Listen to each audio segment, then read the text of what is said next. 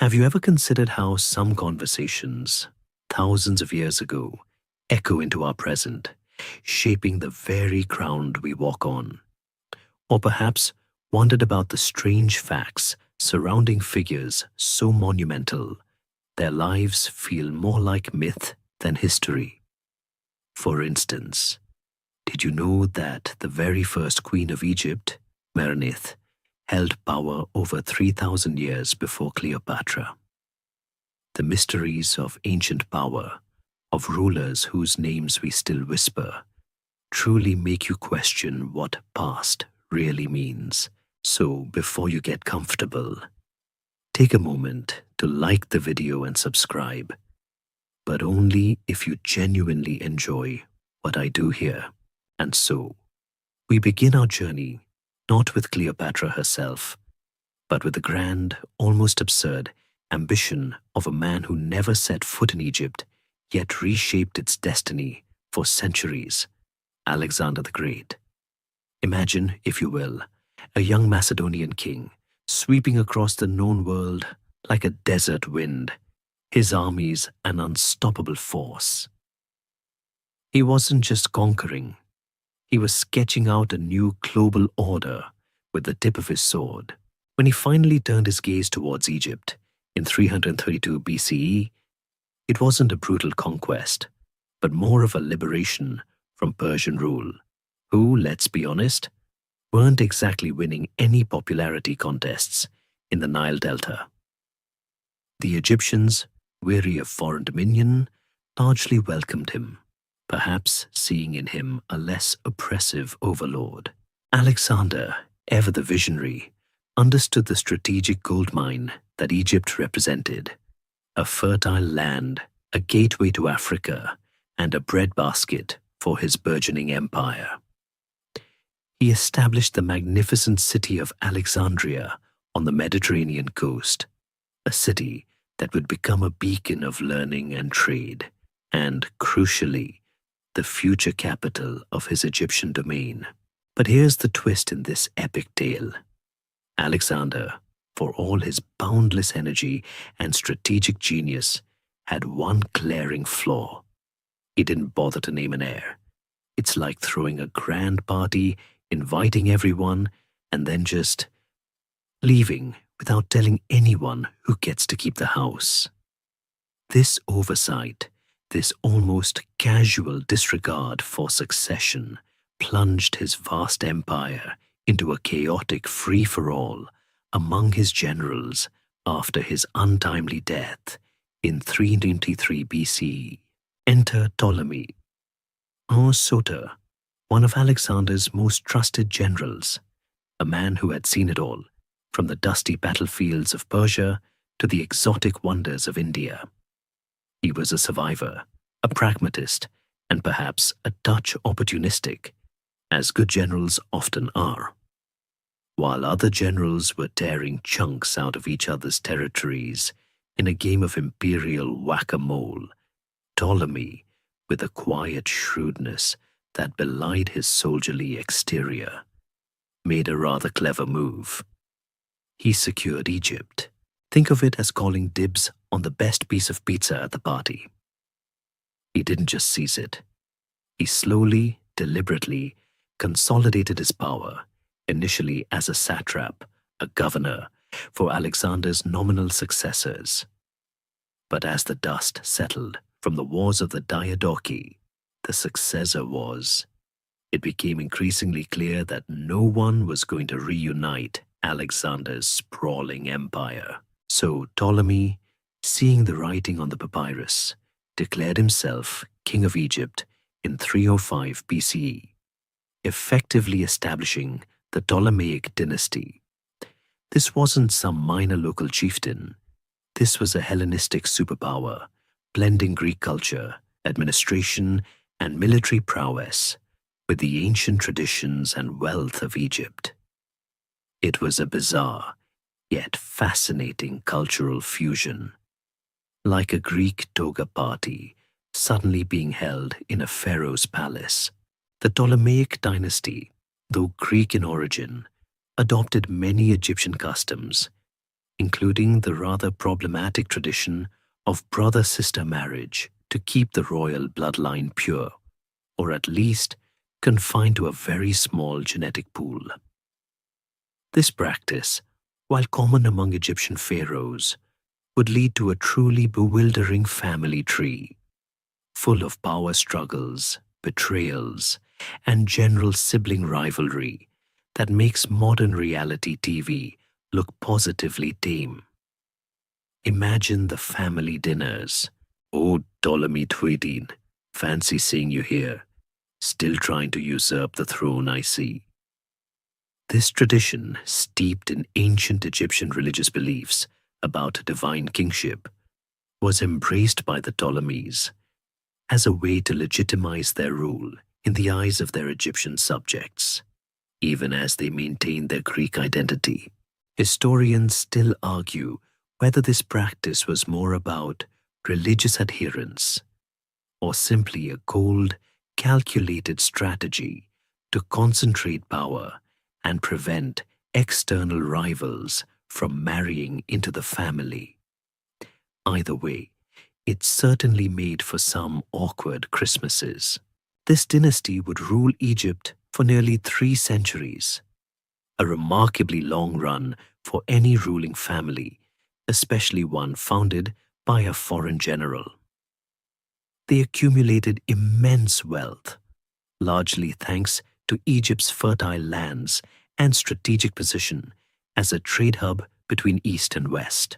Alexandria, under their patronage, blossomed into a magnificent metropolis, boasting the famous Library of Alexandria, a veritable treasure trove of ancient knowledge, and the Lighthouse of Pharos, one of the 7 wonders of the ancient world.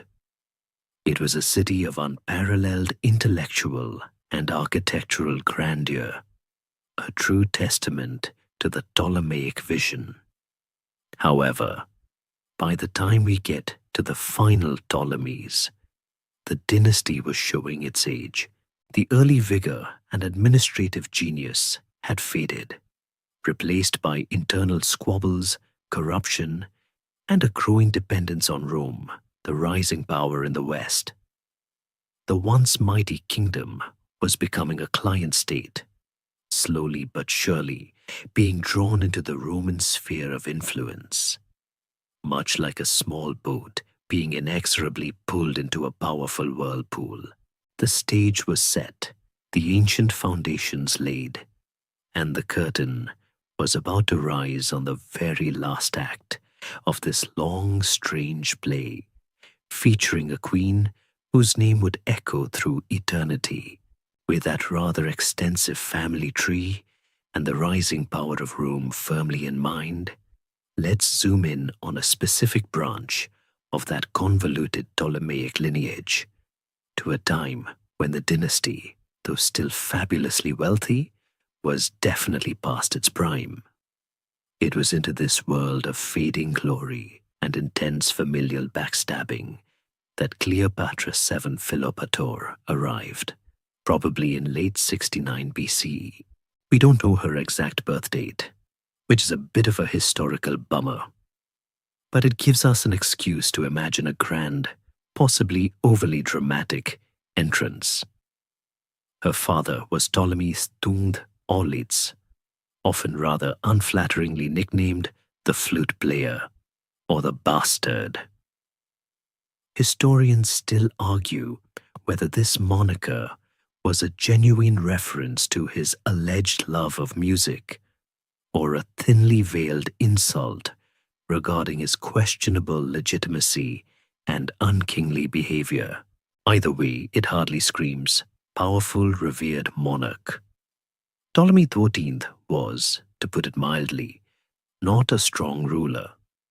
He was heavily reliant on Rome for support, having literally bought his throne back after being exiled, which meant Egypt was increasingly acting as Rome's ATM rather than an independent kingdom. Cleopatra's early life, then, was probably spent in the opulent but incredibly dangerous confines of the royal palace in Alexandria. Imagine growing up in a place where your closest relatives were often your most deadly rivals. Every whispered conversation, every shadow, could conceal a plot. It was less a childhood and more a live-action game of thrones, with real crowns and real consequences. She was not the only child. She had an older sister, Berenice IV, who would briefly usurp their father's throne, and two younger sisters, Arsinoe IV and Cleopatra Tryphena, though some sources merge the latter two, and two younger brothers, both named Ptolemy.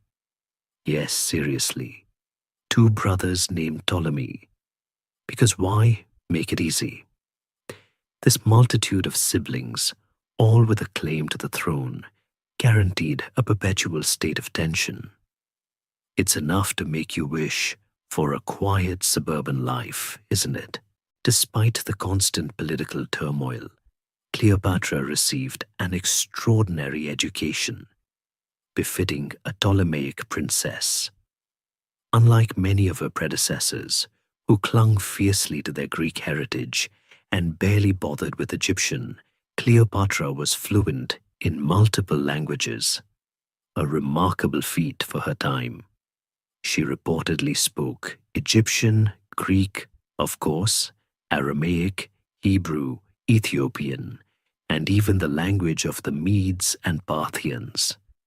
Imagine the kind of brain power that takes. This linguistic prowess wasn't just a party trick. It was a powerful political tool. It allowed her to communicate directly with her subjects, her foreign ambassadors, and crucially, with the diverse peoples within her own empire.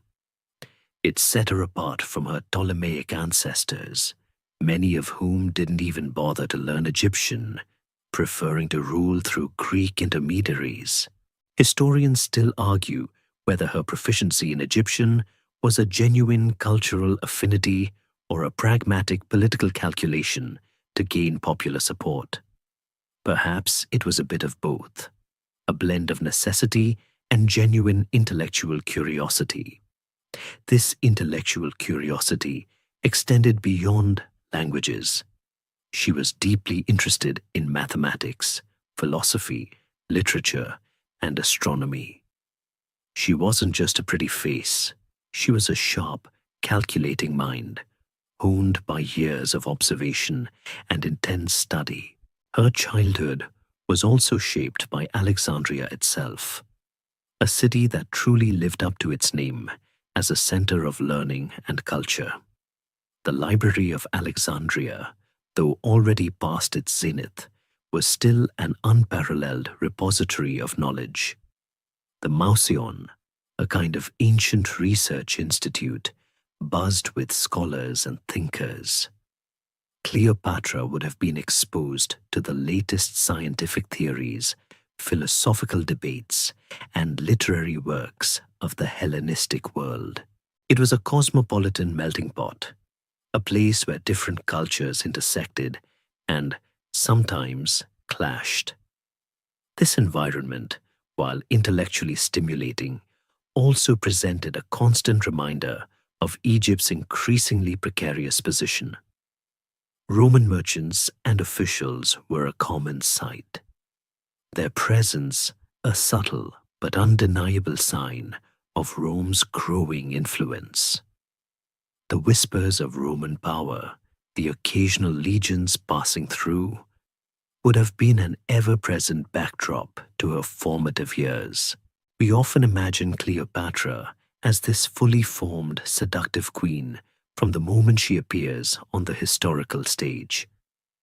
But her childhood was likely one of rigorous study, political maneuvering, and a keen awareness of the fragile nature of power. She learned early on that the throne was not a given, but something to be fought for, protected, and, if necessary, reclaimed. Her father's constant struggle to maintain his position, his desperate trips to Rome to beg for support and money, would have been a harsh lesson in the realities of international politics. She saw firsthand how easily power could slip away, how fickle alliances could be, and how utterly dependent Egypt had become on the whims of a distant, more powerful republic. This upbringing, far from being sheltered, forged a keen political intellect and an unshakable determination. She wasn't just learning history, she was living it, preparing for a future where she would have to navigate the treacherous currents of a world dominated by Rome. The little girl who would become queen was already learning the ruthless dance of diplomacy and survival. So, imagine a young woman, not yet 20, steeped in ancient knowledge and brutal political realities, suddenly thrust onto the grand, precarious stage of power. In 51 BCE, after years of trying to appease Rome and keep his shaky throne, Ptolemy Thoth, Auletes finally shuffled off this mortal coil, leaving behind a kingdom deeply in debt and a family rife with ambition. His will, a rather desperate attempt to maintain some semblance of order, stipulated that his eldest surviving daughter, Cleopatra, would rule jointly with her 10-year-old brother, Ptolemy Thunthin.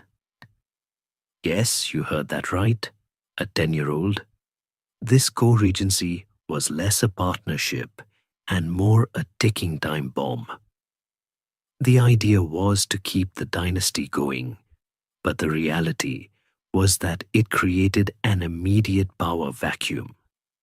A vacuum that multiple factions would try to fill. Cleopatra, at around 18 or 19, was certainly not a typical teenage queen. She was formidable, intelligent, and unlike her immediate predecessors, she understood the immense power of public perception and political leverage. From the outset, she began asserting her authority, making decisions that went against the entrenched Greek court officials who preferred to pull the strings behind the scenes. This wasn't just a simple disagreement. This was a fundamental clash over who would truly govern Egypt. These powerful eunuchs and advisors, chief among them Pothinus, Ptolemy Thron's tutor and regent, and Achillas, the commander of the army, saw Cleopatra as a threat to their own influence. They preferred a malleable child king they could easily manipulate, rather than a sharp, ambitious queen who had her own ideas. Historians still argue whether Pothinus genuinely believed he was acting in Egypt's best interest by opposing Cleopatra, or if he was simply a power-hungry manipulator. Given the cutthroat nature of Ptolemaic politics, it was probably a generous mix of both. One of Cleopatra's early acts that particularly ruffled feathers was her bold move to mint coins with her sole image, a clear declaration of her intent to rule without impediment. This might seem like a small detail to us, but in the ancient world, coinage was a powerful medium for propaganda, broadcasting the ruler's authority far and wide. It was a subtle, yet unmistakable signal that she wasn't going to be a puppet queen. She also began to appear in official documents as simply Cleopatra, dropping the joint Ptolemy title that was customary for co-rulers, another deliberate statement of her individual sovereignty.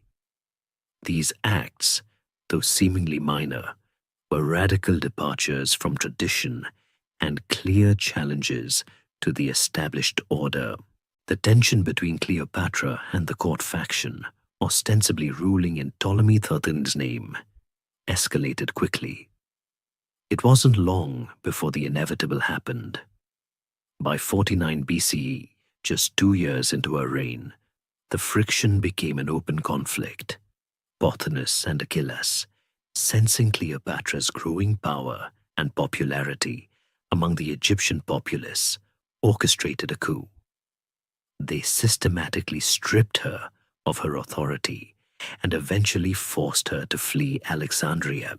Imagine, if you will, being queen one day, then literally running for your life the next, sneaking out of your own palace, perhaps under the cover of darkness, with only a handful of loyalists. It's the kind of dramatic exit that modern thrillers are made of. She wasn't just exiled. She was effectively declared an enemy of the state, a dangerous outcast. Cleopatra didn't just vanish into the desert. She fled to Syria, specifically to the Roman province there, demonstrating her understanding of where true power lay in the region. She didn't go meekly. She went with a plan. Her objective was clear: raise an army, rally support, and reclaim her rightful throne.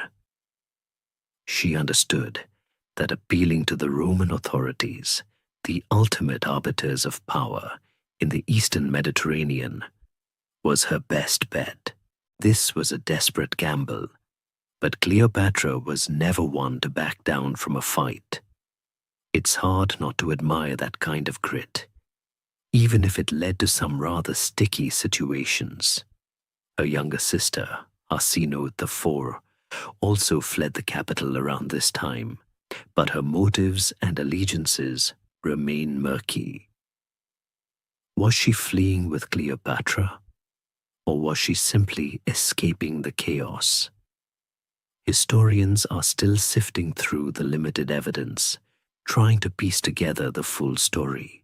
While Cleopatra was busy gathering her forces on Egypt's eastern border, her younger brother, or rather, the faction ruling in his name, continued to solidify their control over Alexandria.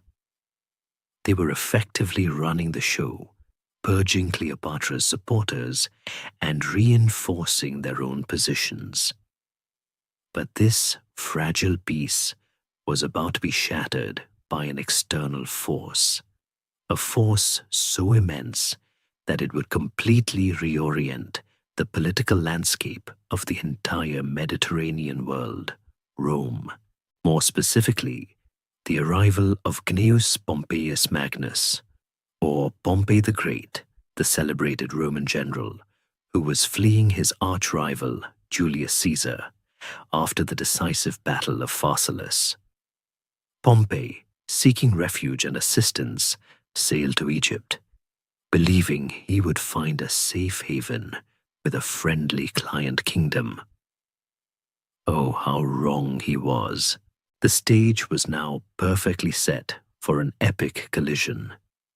Cleopatra, with her newly assembled army, was poised to invade Egypt from the east.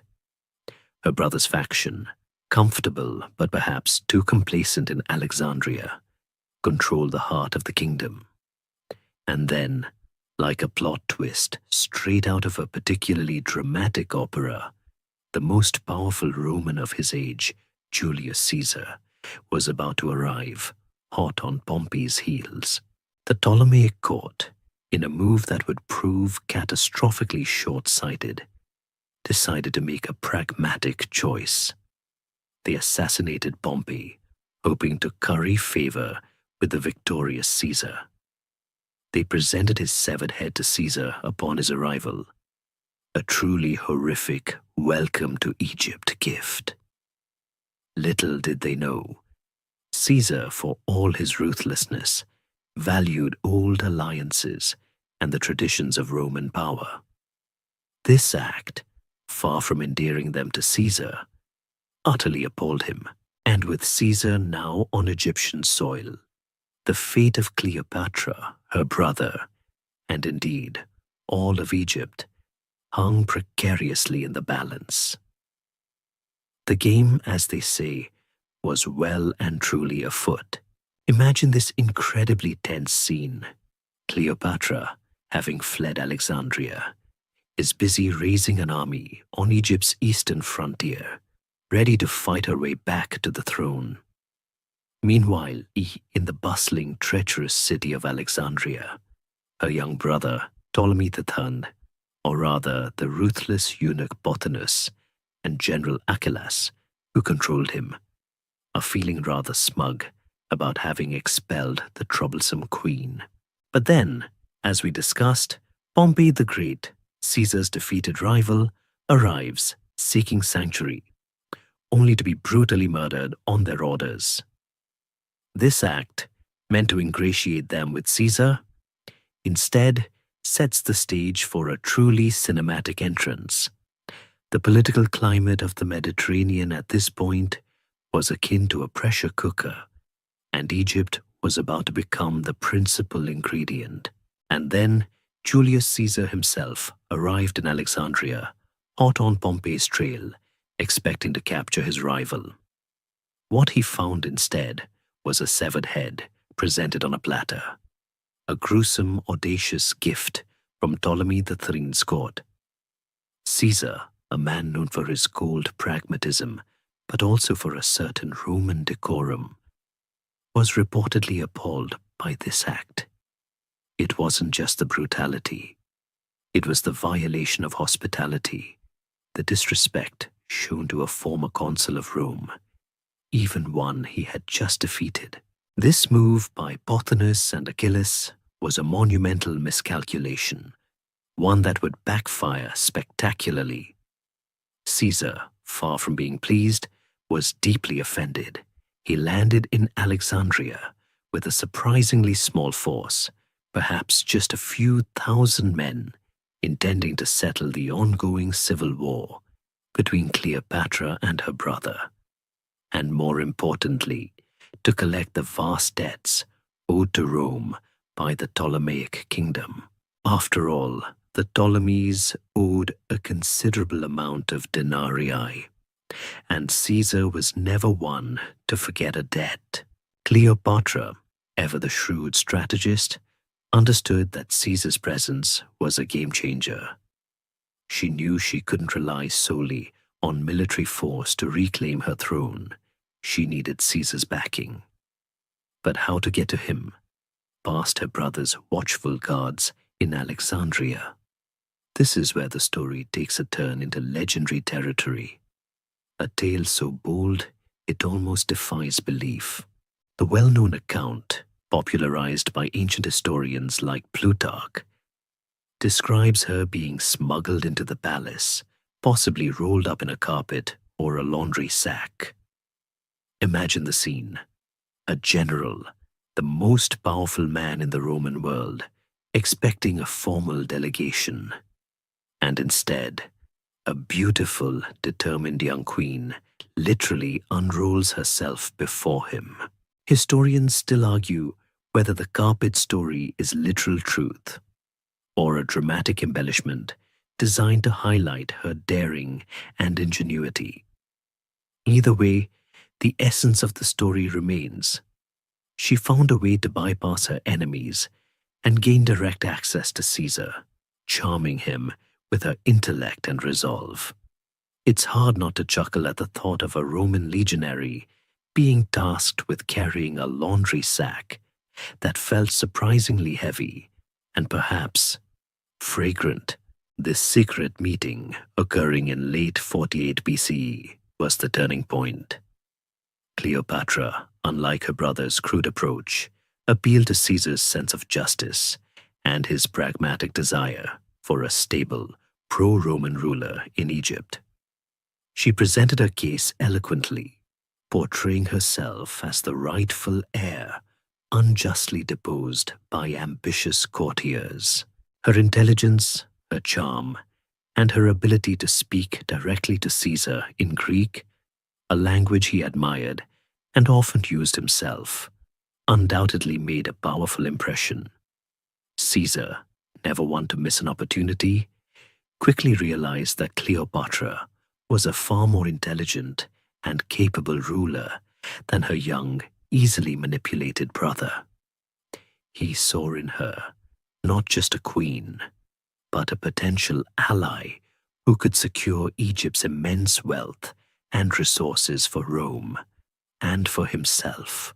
The immediate consequence of this clandestine meeting was a dramatic shift in Caesar's policy. He declared that he would uphold Ptolemy III's will, meaning Cleopatra and Ptolemy III should indeed rule jointly. This seemingly impartial ruling infuriated Pothinus and Achilles, who had gambled everything on Caesar siding with them. They saw Cleopatra's influence over Caesar as an existential threat to their power. The situation quickly spiraled into open warfare, not just between the rival Ptolemaic factions, but now with the Roman legions caught in the middle. This conflict, known as the Alexandrian War, was unexpected and brutal. Caesar, with his relatively small force, found himself besieged in the palace district of Alexandria, fighting for his life against the much larger Egyptian army loyal to Ptolemy III. It was a perilous situation, a true testament to Caesar's audacious personality to walk into such a hornet's nest with so few men. During this intense siege, the famous library of Alexandria suffered a catastrophic fire. Historians still argue about the extent of the damage, but it's widely believed that a significant portion of its irreplaceable scrolls and texts were lost. A truly tragic blow to ancient knowledge. Whether it was an accidental casualty of war or a deliberate act, the burning of the library remains one of history's great intellectual tragedies.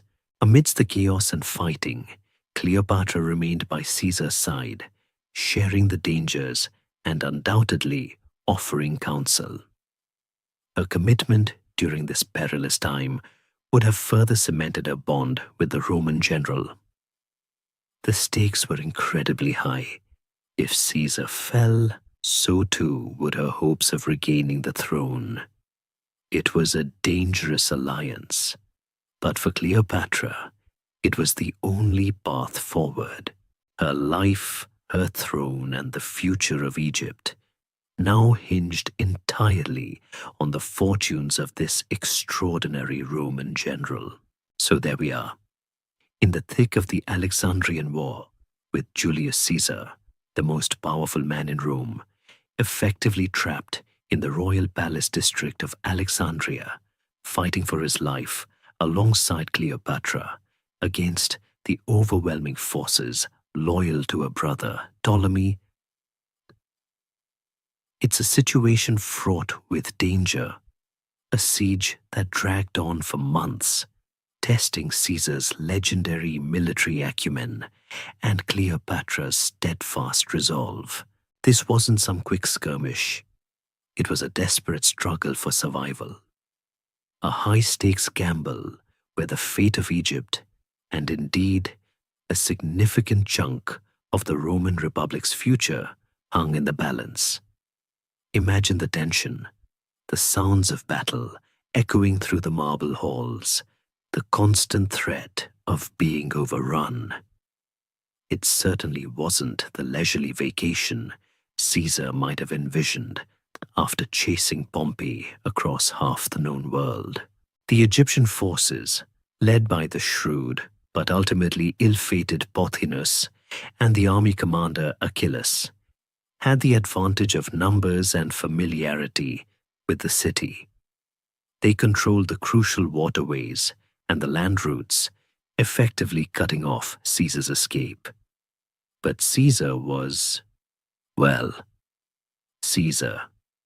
He was a master of improvisation and calculated risks.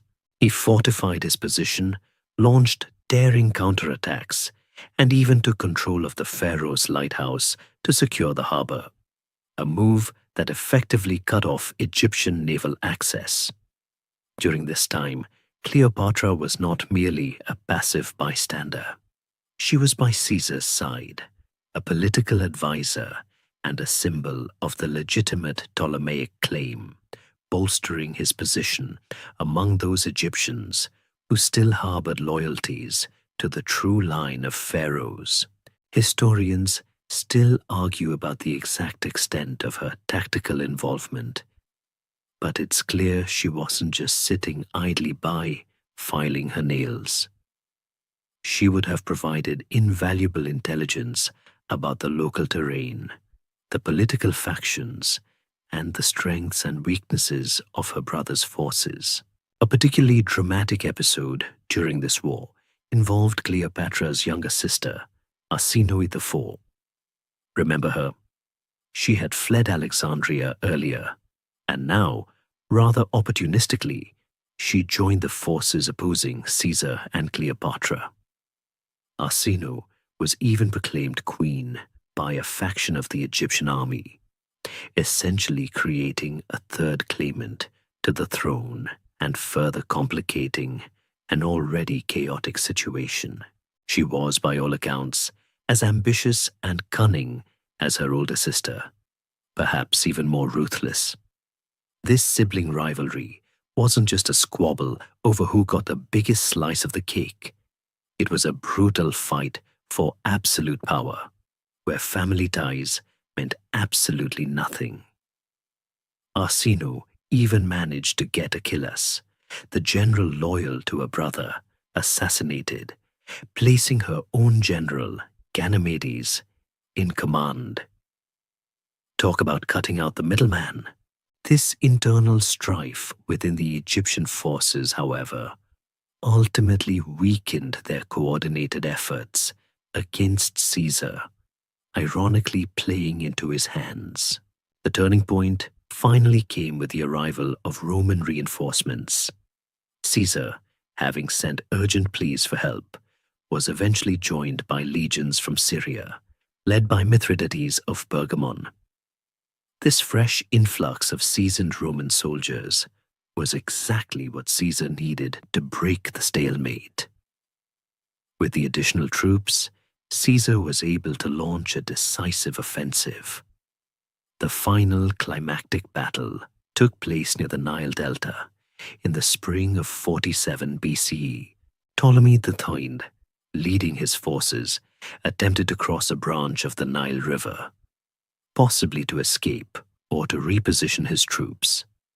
But his boat capsized, and the young king, still a mere teenager, drowned. His death, whether by accident or by the weight of his golden armor, as some accounts suggest, effectively ended the Alexandrian War. It was an ignominious end for a boy king who had been little more than a pawn in the hands of ambitious courtiers. You'd think, after all that, someone would remember to pack a life vest, wouldn't you? With Ptolemy III dead and Arsinoe captured, Caesar was finally in a position to dictate terms. He installed Cleopatra as the undisputed ruler of Egypt, but not without a catch.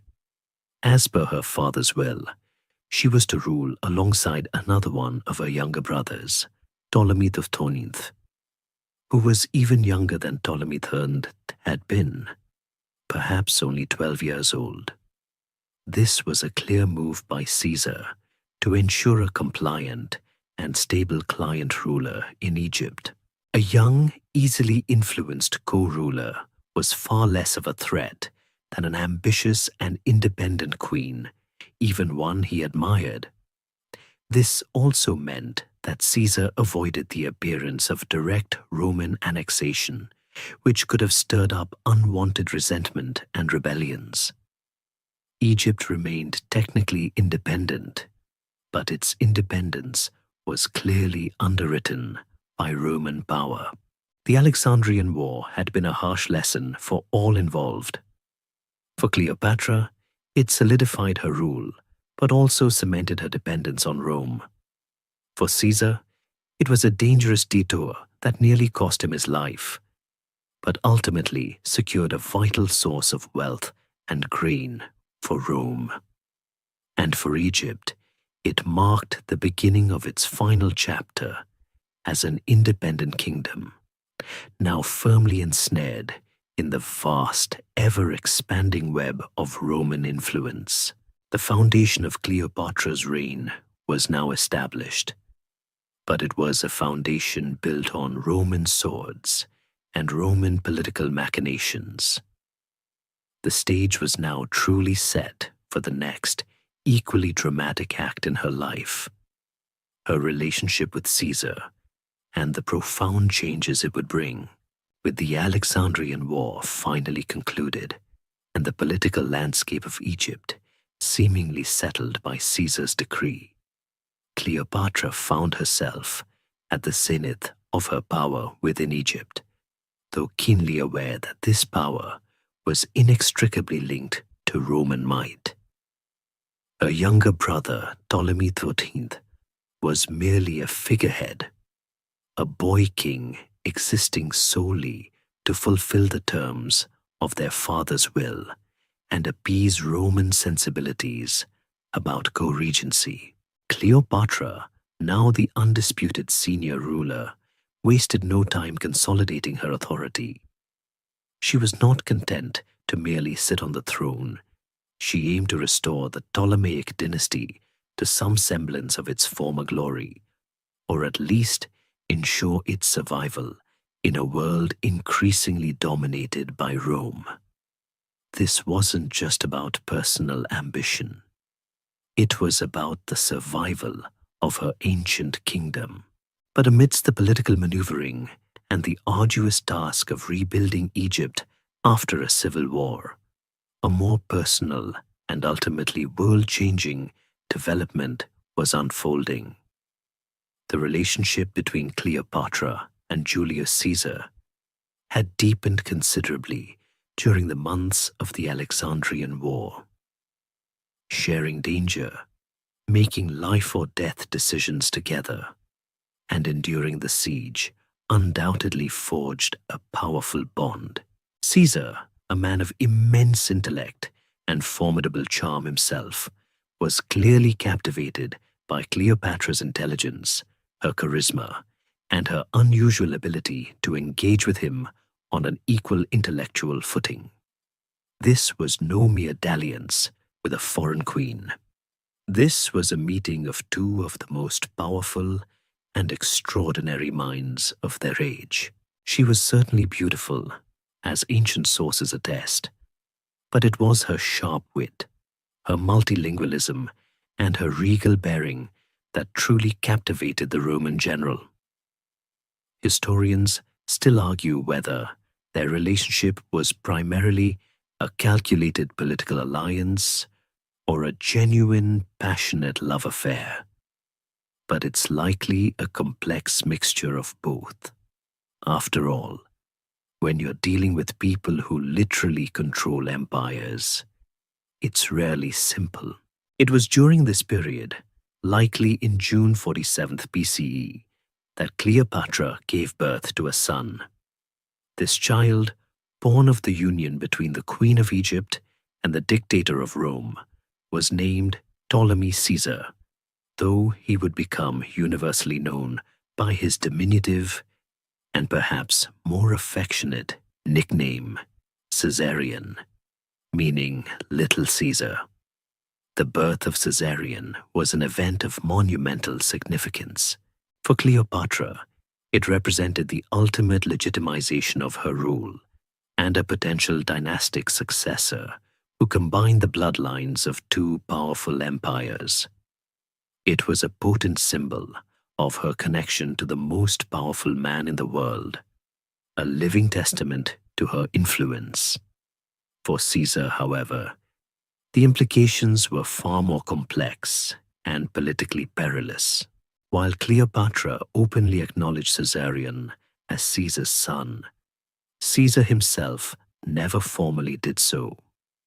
In Roman society, acknowledging an illegitimate child was tricky, especially for a man of Caesar's standing who already had an adopted heir, his great-nephew Octavian. To formally acknowledge Caesarion would have meant declaring him a legitimate heir, potentially upsetting the delicate balance of Roman politics and risking accusations of attempting to establish a monarchy, a concept anathema to the Roman Republic. It's the ancient world's version of a paternity test, but with way higher stakes and no daytime TV drama. Yet, Caesar did allow Cleopatra to name the child Caesar, a subtle but undeniable nod to his paternity.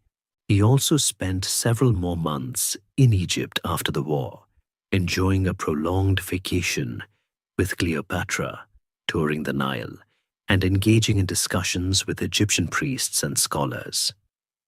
This extended stay, unusual for a Roman general who had a republic to run, certainly spoke volumes about his feelings for the Egyptian queen.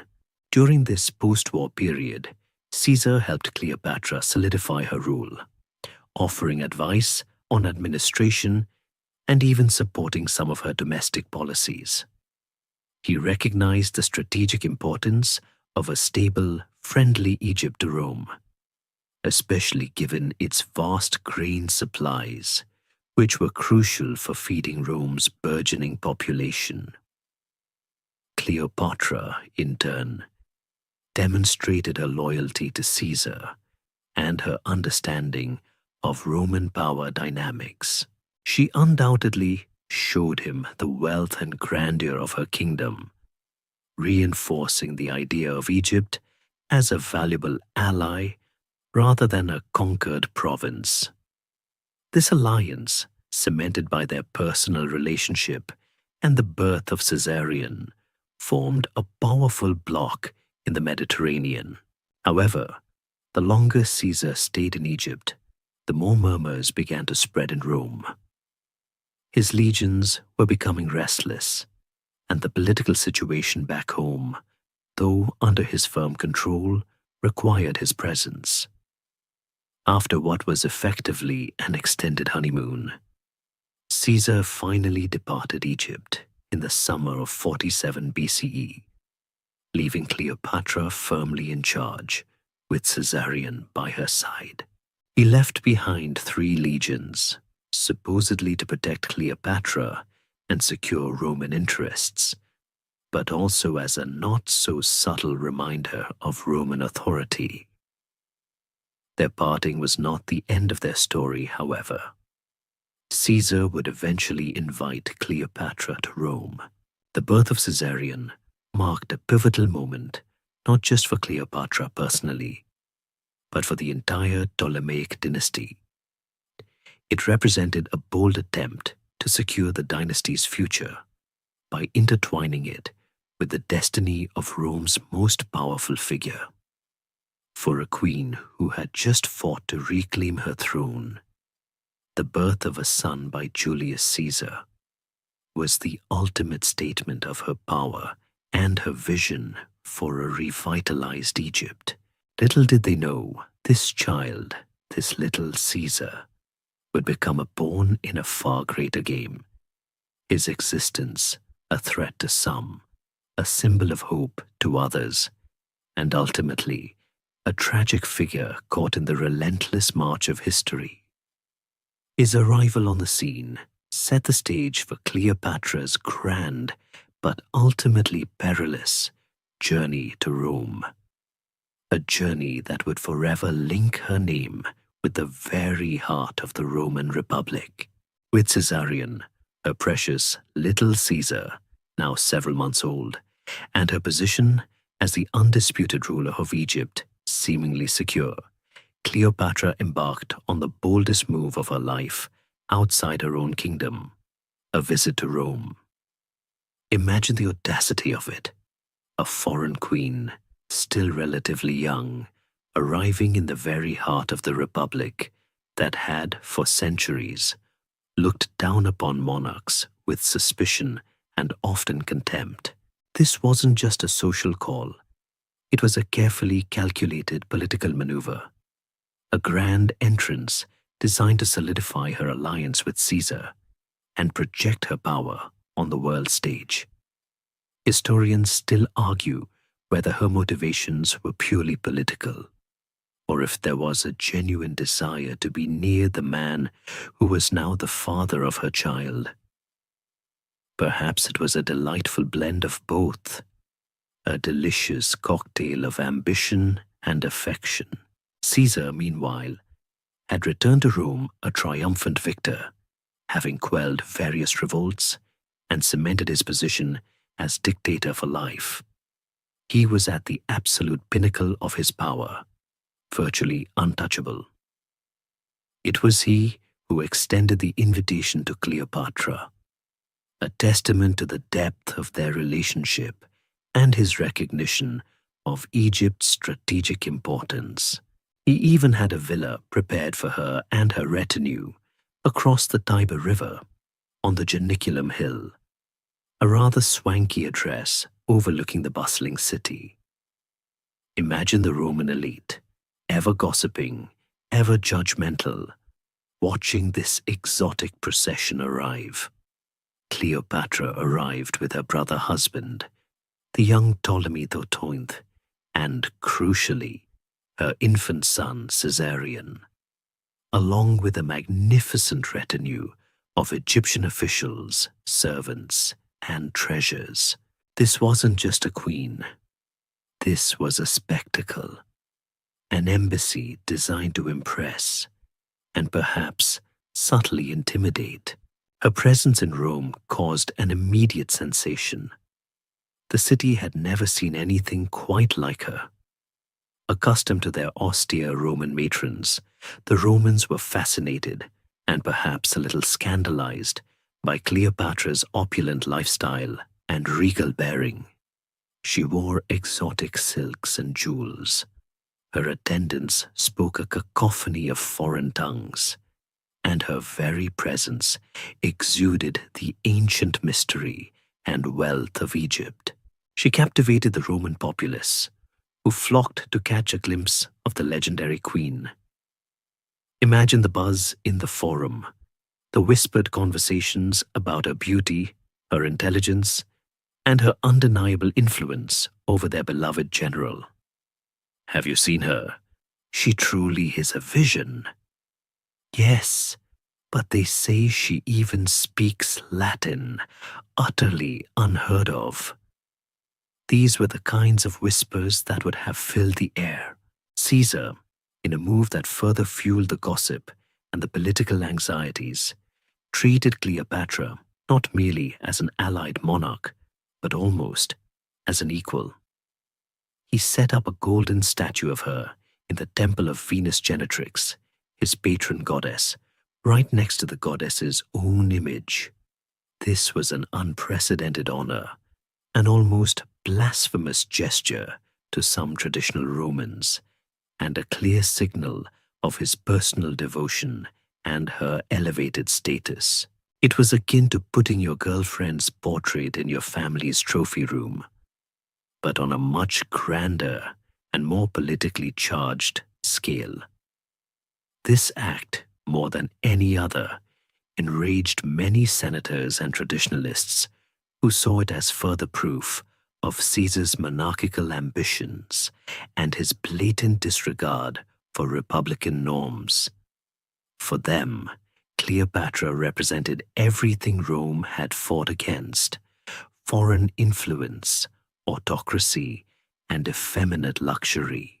Cleopatra's time in Rome lasted for nearly 2 years, from late 46 BCE to early 44 BCE. During this period, she hosted lavish dinners, engaged in intellectual discussions with Roman philosophers and scholars.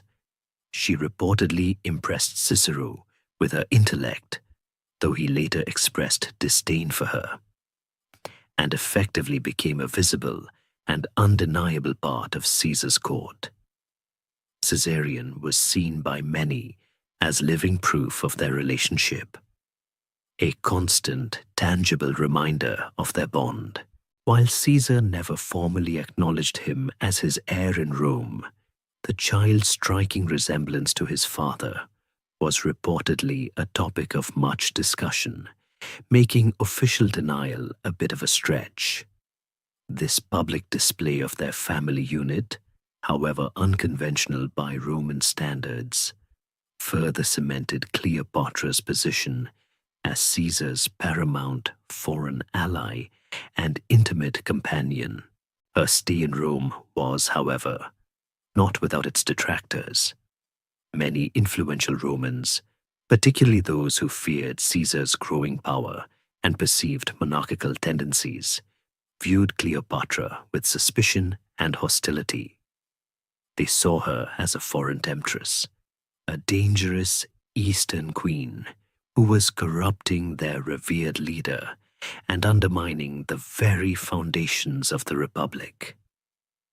This sentiment was not just political. It had strong cultural and moral undertones. Roman traditionalists valued austerity and civic virtue, and Cleopatra's lavish lifestyle and unapologetic pursuit of power grated against their sensibilities. The whispers of Eastern decadence began to circulate, laying the groundwork for future propaganda campaigns against her. Historians still argue about the precise impact of her presence on Roman public opinion, but it's clear that she was a deeply polarizing figure. Despite the growing animosity from certain quarters, Cleopatra's influence over Caesar was undeniable.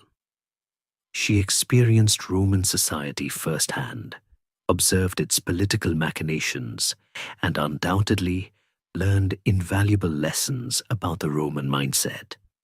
She saw the immense power of the Senate, the volatile nature of the Roman mob, and the cutthroat ambition that permeated every aspect of Roman political life. These observations would prove crucial in her future dealings with Rome. Her time in Rome was a masterclass in Roman politics, and she was a very attentive student. Little did she know, however, that this period of unparalleled influence and seemingly unshakable alliance was about to come to a sudden, violent end. The storm clouds of conspiracy were gathering, and the very foundations of the Roman Republic were about to be rocked to their core. And so, after nearly 2 years of captivating and scandalizing Rome, of living a life of unprecedented luxury and influence at Caesar's side, the world as Cleopatra knew it was about to be irrevocably shattered. The date was March 15th, 44 BCE, a day forever etched in history as the Ides of March. On this seemingly ordinary spring day, Julius Caesar, the man who had been Cleopatra's lover, the father of her child, and the bedrock of her reign, was assassinated in a brutal act of political violence. He was stabbed multiple times by a group of senators who feared his growing power and perceived monarchical ambitions, famously collapsing at the foot of Pompey's statue. It was a shocking, violent end to a man who had reshaped the Roman world, and it sent shockwaves across the entire Mediterranean. Imagine the disbelief, the horror, and the sheer chaos that erupted in Rome. Cleopatra, still residing in her villa across the Tiber, would have been immediately aware of the seismic shift. The news would have spread like wildfire, a terrifying whisper turning into a deafening roar. Her protector, her patron, the man who held her kingdom's fate in his hands, was gone. Suddenly, her carefully constructed world of influence and security crumbled. Her position in Rome, once unassailable under Caesar's wing, became instantly precarious. She was a foreign queen, the mother of Caesar's illegitimate son, in a city now plunged into uncertainty and paranoia. The very same senators who had resented her presence and despised Caesar were now in a position of power, and her vulnerability would have been palpable. This wasn't just a personal tragedy. It was a devastating political catastrophe for her. The immediate aftermath in Rome was pure pandemonium. The conspirators, led by Marcus Junius Brutus and Gaius Cassius Longinus believed they were restoring the Republic, but instead they unleashed a fresh wave of civil war and instability. The Roman people, initially stunned, soon turned against the assassins, fueled by the powerful oratory of Caesar's loyal lieutenant, Mark Antony, and the terms of Caesar's will, which generously provided for the Roman populace. The Republic, far from being restored, descended into an even deeper abyss of power struggles and political maneuvering. Cleopatra, ever the pragmatist, understood that staying in Rome was no longer tenable. It was too dangerous, too unpredictable, and her presence, now without Caesar's protection, was a liability. Her first priority would have been the safety of her son, Caesarion. As Caesar's only biological son, even if unacknowledged in Rome, Caesarion represented a potential threat to anyone vying for Caesar's legacy. He was a living symbol of Caesar's dictatorship for life and the very monarchical tendencies that the assassins claimed to oppose. His very existence was an inconvenient truth for Caesar's adopted heir, Octavian, who was now thrust into the spotlight as Caesar's primary political successor. Cleopatra, recognizing the immense danger, made the swift and sensible decision to return to Egypt. It was a retreat, yes, but a strategic one. She left Rome around April 44th BCE, just weeks after Caesar's assassination. The journey back would have been fraught with anxiety. She had arrived in Rome as Caesar's honored guest, a queen surrounded by his protection and admiration. She left as a vulnerable monarch fleeing a city in chaos, her future uncertain, and her primary shield gone. She probably traveled with a reduced retinue, making her way back to the relative safety and familiarity of Alexandria. The Egyptian coffers were no doubt lighter after her Roman sojourn, but she returned with invaluable experience and, crucially, her son. Upon her return to Egypt, Cleopatra faced a new set of challenges.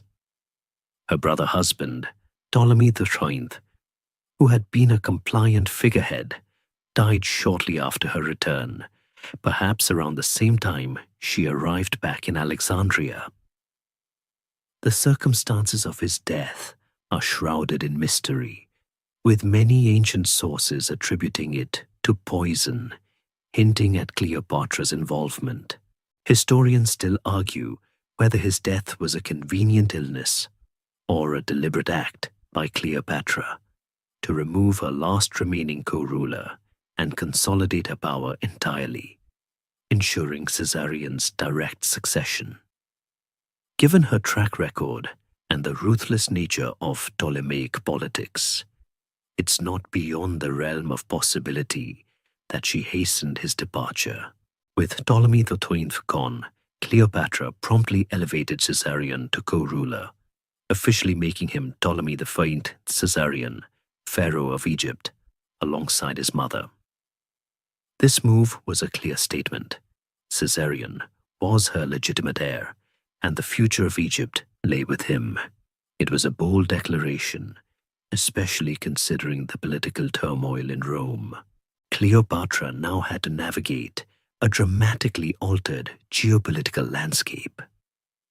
The Roman Republic was tearing itself apart, and various powerful figures, Mark Antony, Octavian, and Marcus Aemilius Lepidus, were vying for control, forming shifting alliances, and preparing for yet another round of civil war.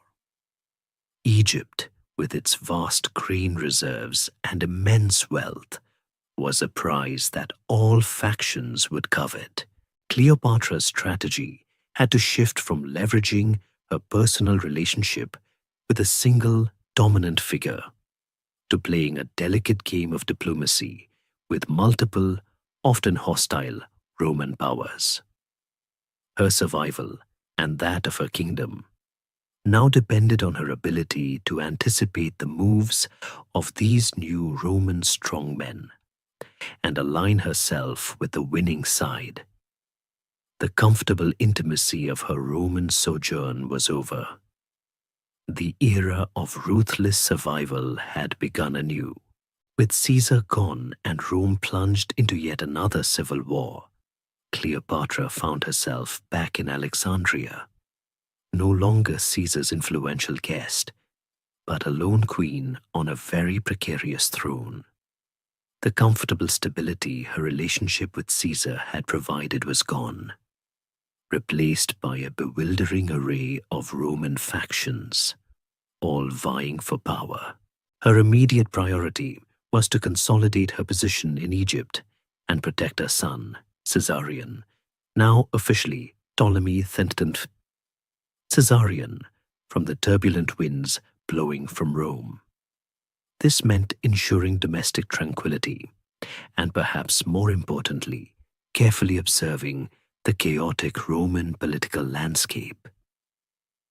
It was like trying to predict the path of a dozen different hurricanes all at once. Back in Rome, the political situation was a swirling vortex of alliances and betrayals.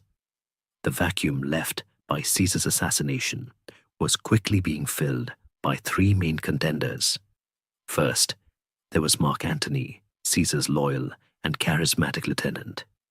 Antony, a formidable general and a brilliant orator, quickly emerged as a powerful force, capitalizing on the public's outrage over Caesar's murder and his own personal popularity among the legions. He was the quintessential Roman strongman, a man of action and ambition.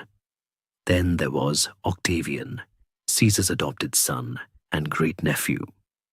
A young man barely 18, Octavian initially seemed underestimated, but he possessed a cold, calculating intellect, a ruthless ambition, and a keen understanding of Roman politics.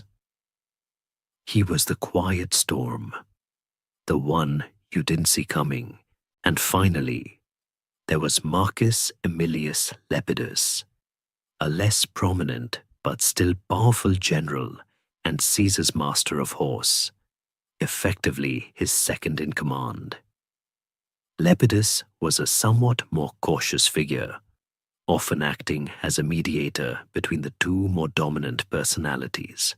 These three men, initially at odds, eventually realized that their individual ambitions would likely lead to mutual destruction. In 43 BCE, they formally allied, forming the Second Triumvirate. This was not merely an informal agreement. It was a legally sanctioned political alliance, given extraordinary powers by the Roman Senate to restore the Republic. Oh, the irony! Their stated goal was to hunt down and punish Caesar's assassins and their allies, most notably Brutus and Cassius, who had fled to the east, gathering their own forces. This triumvirate, unlike the informal first one, effectively carved up the Roman world among themselves. Antony took charge of the eastern provinces, including Egypt's sphere of influence. Octavian controlled the west, including Italy itself. Lepidus was granted Africa and some parts of Hispania, though his power would gradually wane. For Cleopatra, the formation of the triumvirate was a critical development. It meant that Egypt, located strategically in the east, would fall under Antony's direct purview. She had dealt with Antony before, during Caesar's time, and knew him to be a capable, if somewhat volatile, Roman. Her immediate concern was to avoid taking sides too overtly in the escalating Roman civil war. While she had been Caesar's staunch ally, her priority was the preservation of her kingdom. She played a careful game, offering subtle support to Caesar's avengers, but always with an eye towards not alienating the Republicans, Brutus and Cassius, who controlled significant forces in the East. Historians still argue about the precise level of her engagement during this phase, but it's clear she walked a very fine line, balancing aid with neutrality. When Brutus and Cassius, needing funds and supplies for their war against the triumvirs, demanded tribute and assistance from Egypt, Cleopatra responded cautiously. She sent a small naval squadron, feigning a storm and damaged ships as an excuse for their limited contribution. It was a clever diplomatic maneuver, designed to avoid overtly supporting Caesar's assassins, while still appearing to comply enough to avoid their wrath. She played both sides, however subtly, trying to gauge who would emerge victorious. This required immense diplomatic skill and a cold assessment of risk. Ultimately, the clash between the triumvirs and the Republican forces culminated in the decisive battles of Philippi in 42 BCE, fought in Macedonia. This was a brutal two-part engagement that saw the forces of Antony and Octavian utterly crush the armies of Brutus and Cassius. Both Brutus and Cassius committed suicide rather than face capture, effectively ending the Republican cause and cementing the power of the triumvirate. It was a moment of immense relief for Cleopatra. Caesar's assassins were defeated, and the path was cleared for her to openly align with the victorious party. The dice had been cast, and she had, mostly, bet on the winning side. With the defeat of the Republicans, Antony, as the architect of the victory in the East, became the undisputed master of Rome's eastern provinces. His task was monumental: to restore order, collect taxes, punish remaining enemies, and raise funds for the triumvirate's ongoing ambitions. This meant a sweeping tour of the eastern kingdoms and client states, demanding loyalty and resources. And among those states, the wealthiest and most strategically vital was, of course, Egypt, ruled by Queen Cleopatra. The stage was now set for the most famous and ultimately tragic love affair of the ancient world. Cleopatra, having survived the immediate aftermath of Caesar's death, was about to meet the next defining figure of her life, a man whose ambition and charisma would rival her own, and whose destiny would become inextricably entwined with hers. The dust had barely settled from the decisive battles of Philippi, and with Caesar's assassins vanquished, Mark Antony emerged as the undisputed lord of Rome's eastern territories. His mission: to reorganize the sprawling, complex mosaic of client kingdoms, impose taxes, raise legions, and generally bring order to a region that had been unsettled by years of Roman civil war. This wasn't a leisurely administrative tour. It was a grand display of Roman power, a consolidation of authority that would either secure the East for the triumvirate or plunge it into further chaos. And among the various rulers summoned to meet the powerful Roman triumvir, none was more anticipated, or indeed more important, than Cleopatra, Queen of Egypt. The summons arrived in late 41 BCE, ordering Cleopatra to meet Antony in the city of Tarsus, located in Cilicia, modern-day Turkey. This wasn't a request. It was a command. Antony, known for his love of grandeur and his rather theatrical personality, fully expected Cleopatra to arrive as a humble supplicant, ready to explain her ambiguous conduct during the recent civil war. Remember her playing both sides, however subtly. He probably anticipated a rich queen, certainly, but perhaps one easily impressed by Roman might and his own considerable charm. What he received, however, was a masterclass in psychological warfare and theatrical entrance. Cleopatra, ever the shrewd manipulator of perception, understood that her arrival had to be a spectacle, designed not to impress Antony with Roman-style subservience, but to awe him with Egyptian wealth, ancient majesty, and her own unparalleled mystique. She delayed her arrival, letting Antony stew in Tarsus, building anticipation. This wasn't just a rude gesture. It was a deliberate power play, forcing the mighty Roman to wait, a subtle assertion of her own importance. And when she finally did arrive, it was not by land in a dusty procession, but by river, in a scene so magnificent it quickly became legendary. Imagine, if you will, the river Cydnus flowing through Tarsus. On its waters appeared a gilded barge, its stern plated with gold, its sails of royal purple billowing in the breeze, perfumed by exotic incense wafting from silver censers. Rowed by silver oars that kept time to the music of flutes and lyres, it glided into view.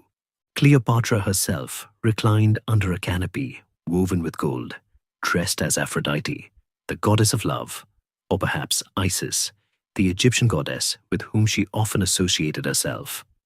Her handmaidens, dressed as Nereids and Graces, ministered to her, while boys, dressed as Cupids, fanned her. The banks of the river were reportedly lined with awestruck crowds, drawn from the city by the intoxicating scents and sounds. It was a sensory overload, a meticulously choreographed display of wealth, beauty, and divine presence.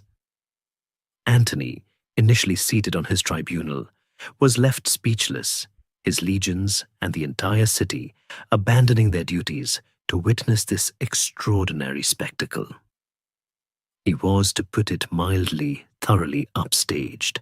Historians still argue whether the entire scene played out exactly as described by Plutarch, but the core truth remains.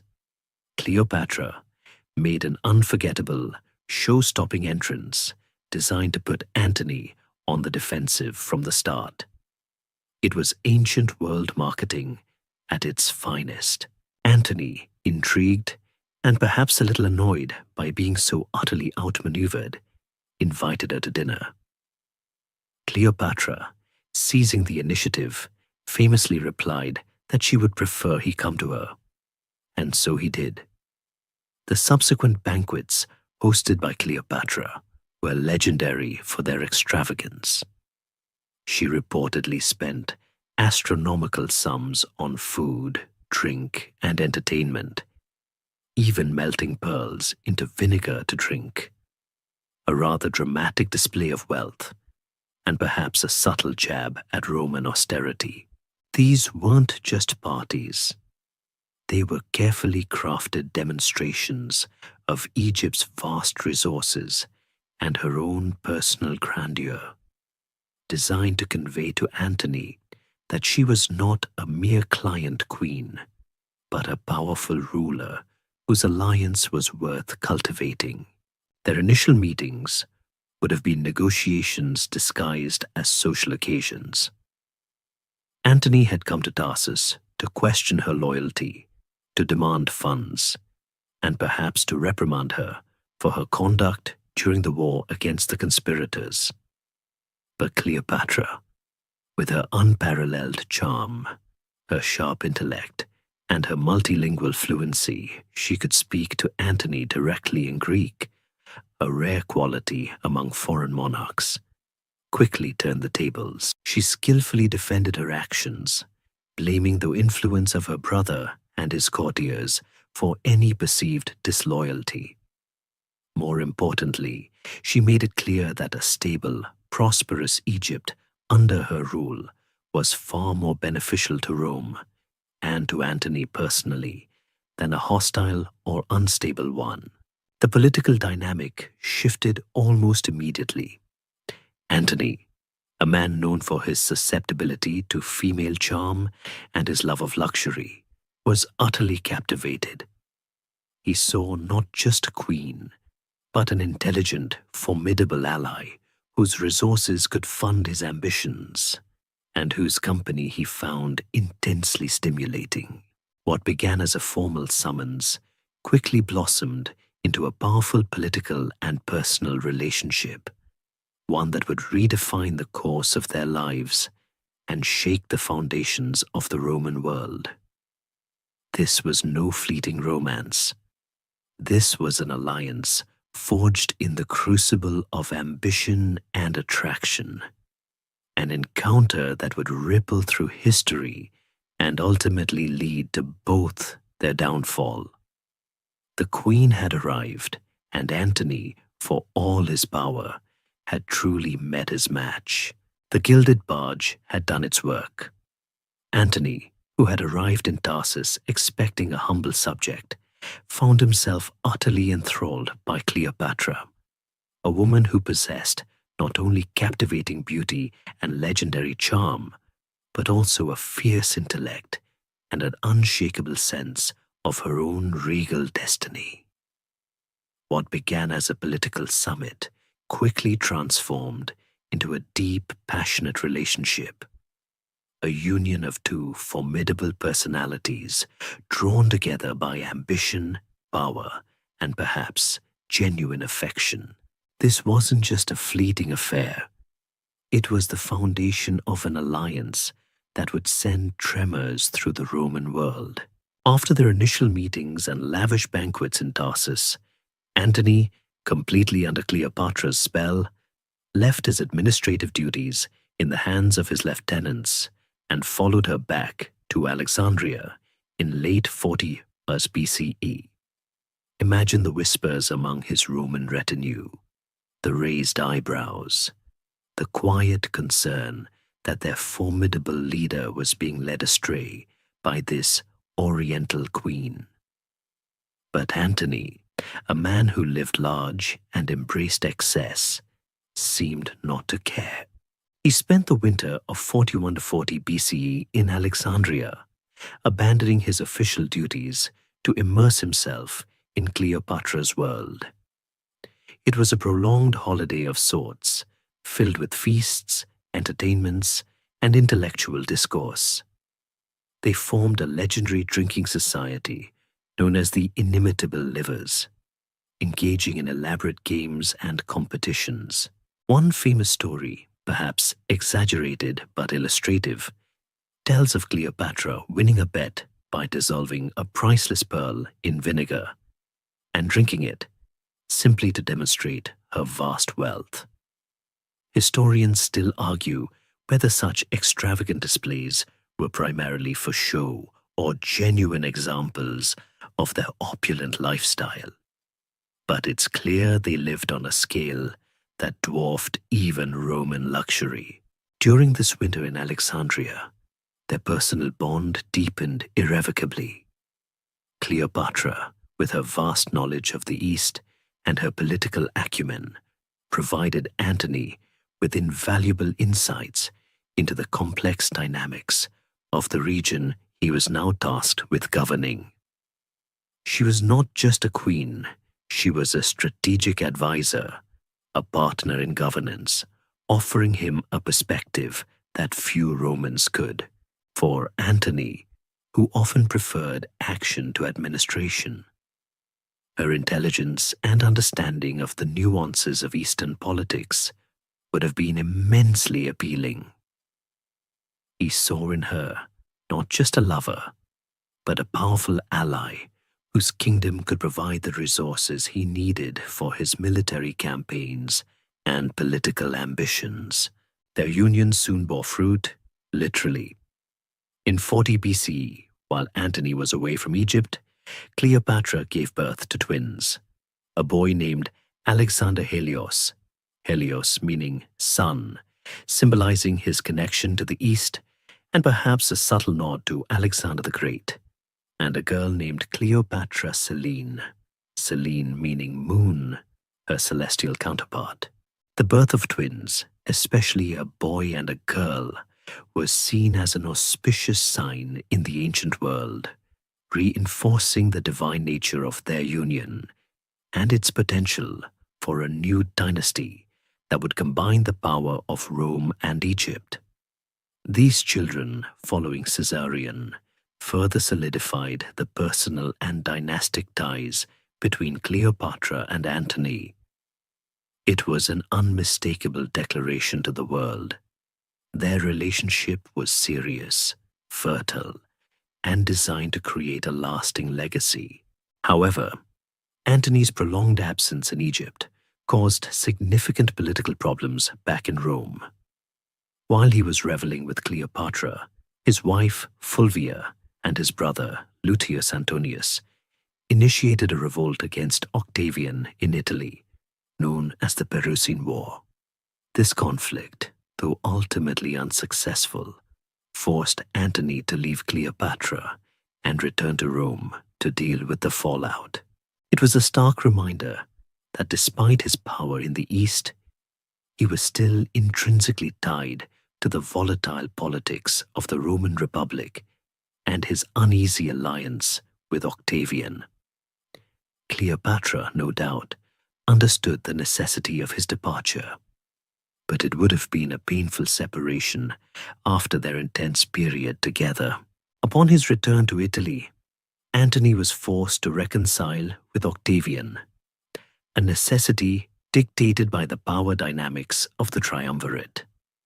This reconciliation was cemented by the Treaty of Brundisium in 40 BCE, which reaffirmed the division of the Roman world and, most significantly for Antony, involved his marriage to Octavia the Younger, Octavian's sister. This political marriage was a blatant attempt to solidify the fragile alliance between the two triumvirs. Imagine Cleopatra's reaction when she heard this news in Alexandria. The man who had spent a winter in her palace, fathered her children, and seemingly pledged his loyalty, was now married to his rival's sister. It was a stark reminder of the harsh realities of Roman power politics, a brutal lesson in the fleeting nature of personal loyalty when faced with political expediency. Historians still argue about Cleopatra's precise feelings: anger, betrayal, or a cynical understanding of how the game was played. Likely a mix of all three. Despite this political marriage, Antony's heart and his strategic interests remained largely in the East and ultimately with Cleopatra. While his marriage to Octavia produced 2 daughters and was, by all accounts, a relatively happy and respectable union in Roman terms, it was a political necessity, not a relationship of passion or strategic partnership. The stage was now set for the next chapter of their complicated relationship, one where Antony would increasingly turn his gaze back towards Egypt, towards Cleopatra, and towards the grand ambitions they shared, much to the growing fury of Octavian back in Rome. So, Antony, now politically married to Octavia, Octavian's sister, found himself in a rather awkward position. His heart, or at least his grandest ambitions, remained firmly in the East and with Cleopatra. The political marriage to Octavia was a strategic necessity, a truce in the uneasy alliance of the Second Triumvirate, but it did little to diminish his deep connection with the Queen of Egypt. He spent several years after the Treaty of Brundisium, 40 BCE, campaigning in the East, dealing with the Parthian threat, and consolidating Rome's presence. But his thoughts, and eventually his actions, continually drifted back to Alexandria. It's like having a perfectly sensible, respectable dinner, but secretly longing for the wild, exotic feast you had last week. During this period of separation, from 40 BC to 37 BC, Cleopatra continued to rule Egypt, nurturing her young children, Caesarion and the twins, Alexander Helios and Cleopatra Selene. She focused on strengthening her kingdom, managing its vast resources, and maintaining its stability amidst the ongoing Roman turmoil. She also continued to develop Alexandria as a center of learning and culture, attracting scholars and artists, maintaining the Ptolemaic legacy of intellectual patronage. She was patiently waiting, knowing that Antony would eventually return to her side. The turning point came in 37 BCE, when Antony, weary of his political obligations in Rome and eager to launch a major campaign against the Parthian Empire, a formidable Roman enemy in the east, needed significant financial and logistical support. Where better to find it than in the wealthy coffers of Egypt and with the capable leadership of Cleopatra. He sent for her, and they met in Antioch, in modern-day Turkey. This reunion marked a significant escalation in their relationship and a blatant disregard for his marriage to Octavia, a slight that Octavian would never forget, and certainly never forgive. It was during this meeting in Antioch that Antony made a series of truly astonishing decisions, known as the donations of Antioch. These were not simple gifts. They were grand, sweeping transfers of Roman-controlled territory to Cleopatra and her children. He effectively gave her vast swathes of land that included parts of Cilicia, Phoenicia, Coele-Syria, Cyprus, and even portions of Judea and Arabia. Imagine giving away chunks of your country's property to your foreign partner. This was a truly unprecedented act for a Roman general, and it sent shockwaves throughout the Roman world. Historians still argue whether Antony's motivations were primarily romantic devotion to Cleopatra, a shrewd political calculation to create a powerful, loyal buffer state in the East, or a combination of both. It was probably a very generous mix, much like a potent ancient Roman cocktail. For Cleopatra, these donations were an immense victory. They not only significantly expanded her kingdom's borders and wealth, making her the most powerful monarch in the Eastern Mediterranean, but they also formalized the dynastic ambitions she shared with Antony. These territories were meant to be ruled by her, and more importantly, by her children with Antony. It was a clear signal that Antony intended to build a new empire in the East, with Egypt as its heart and Cleopatra's children as its future rulers. She was no longer just a client queen. She was a partner in empire building, a co-visionary in a grand scheme that directly challenged Octavian's authority and his vision for Rome. This act, however, was also a colossal strategic blunder in terms of Roman public opinion. Octavian and his allies in Rome immediately seized upon the donations of Antioch as irrefutable proof of Antony's complete subjugation to Cleopatra and his alleged Oriental decadence. They painted him as a man corrupted by an exotic foreign queen, abandoning Roman values and actively dismembering the Republic's territory to create a new foreign monarchy. The propaganda machine went into overdrive, meticulously crafting a narrative that demonized Cleopatra as a dangerous sorceress, a threat to Roman morality and the very fabric of the Republic. This was character assassination on an imperial scale, laying the groundwork for the inevitable confrontation. Adding fuel to the fire, Antony and Cleopatra also legitimized their twins, Alexander Helios and Cleopatra Selene, and even Caesarion, though still not formally acknowledged by Antony as Caesar's son in Roman law, in a grand public ceremony. They were dressed in regal attire, proclaimed as rulers of these newly granted territories, and paraded before the populace. It was a bold, almost defiant assertion of their dynastic claims, a clear challenge to Octavian's sole claim to Caesar's legacy. Antony, in his grandiose fashion, seemed utterly unconcerned with Roman sensibilities. He was, to put it mildly, living his best life, consequences be damned. From this point forward, the conflict between Antony and Octavian became personal, intensely ideological, and increasingly irreconcilable. The donations of Antioch were not just territorial transfers. They were a declaration of intent, a vision of an Eastern empire centered around Egypt, fundamentally opposed to Octavian's vision of a Roman-centric West. Cleopatra had achieved immense power and influence, but she had also become the lightning rod for Octavian's carefully crafted narrative of Roman exceptionalism and moral purity.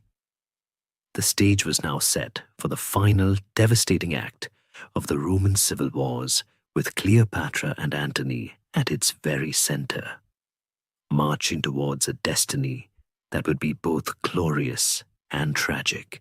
The donations of Antioch, as we've discussed, weren't just land grants.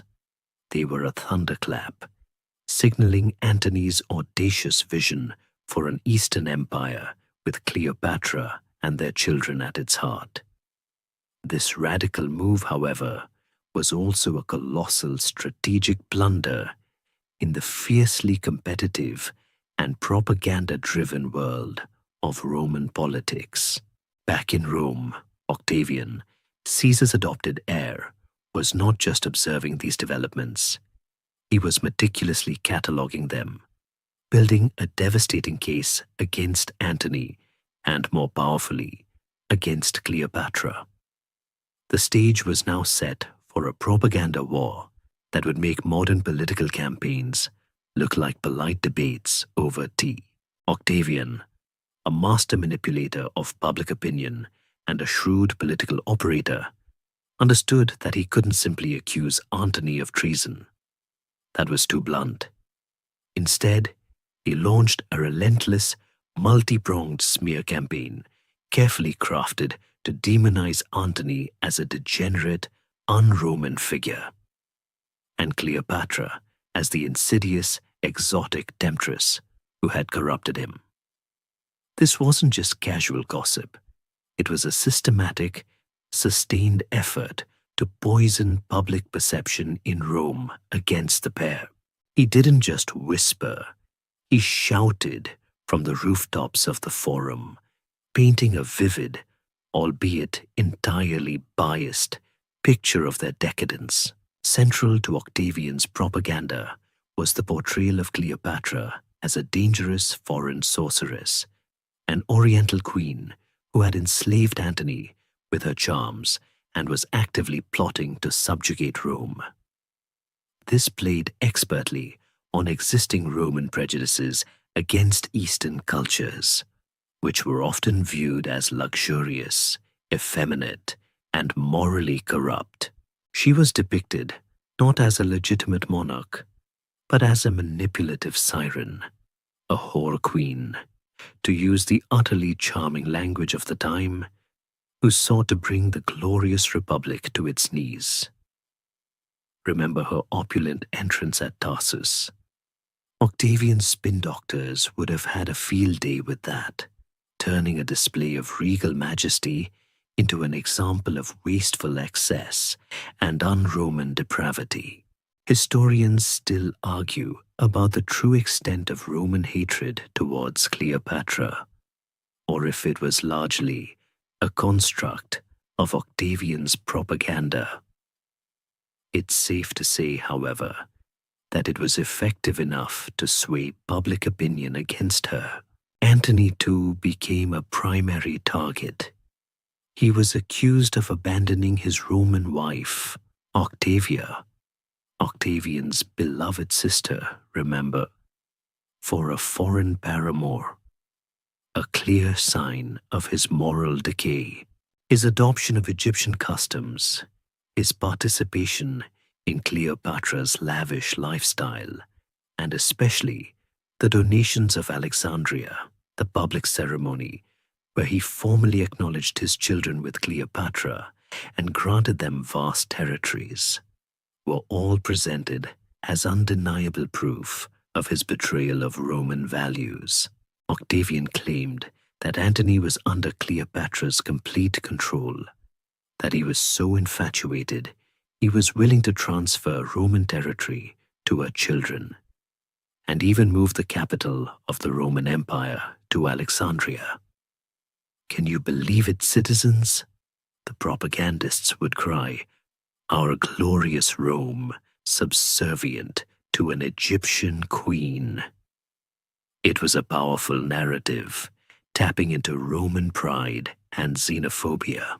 The ultimate accusation against Antony and Cleopatra was that they harbored ambitions to establish a universal monarchy, an oriental despotism with Alexandria as its capital, and that they planned to conquer Rome itself.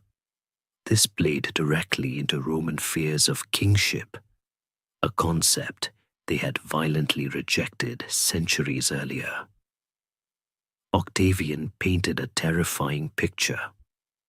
Roman citizens living under the rule of an Egyptian pharaoh, subject to foreign gods and foreign laws.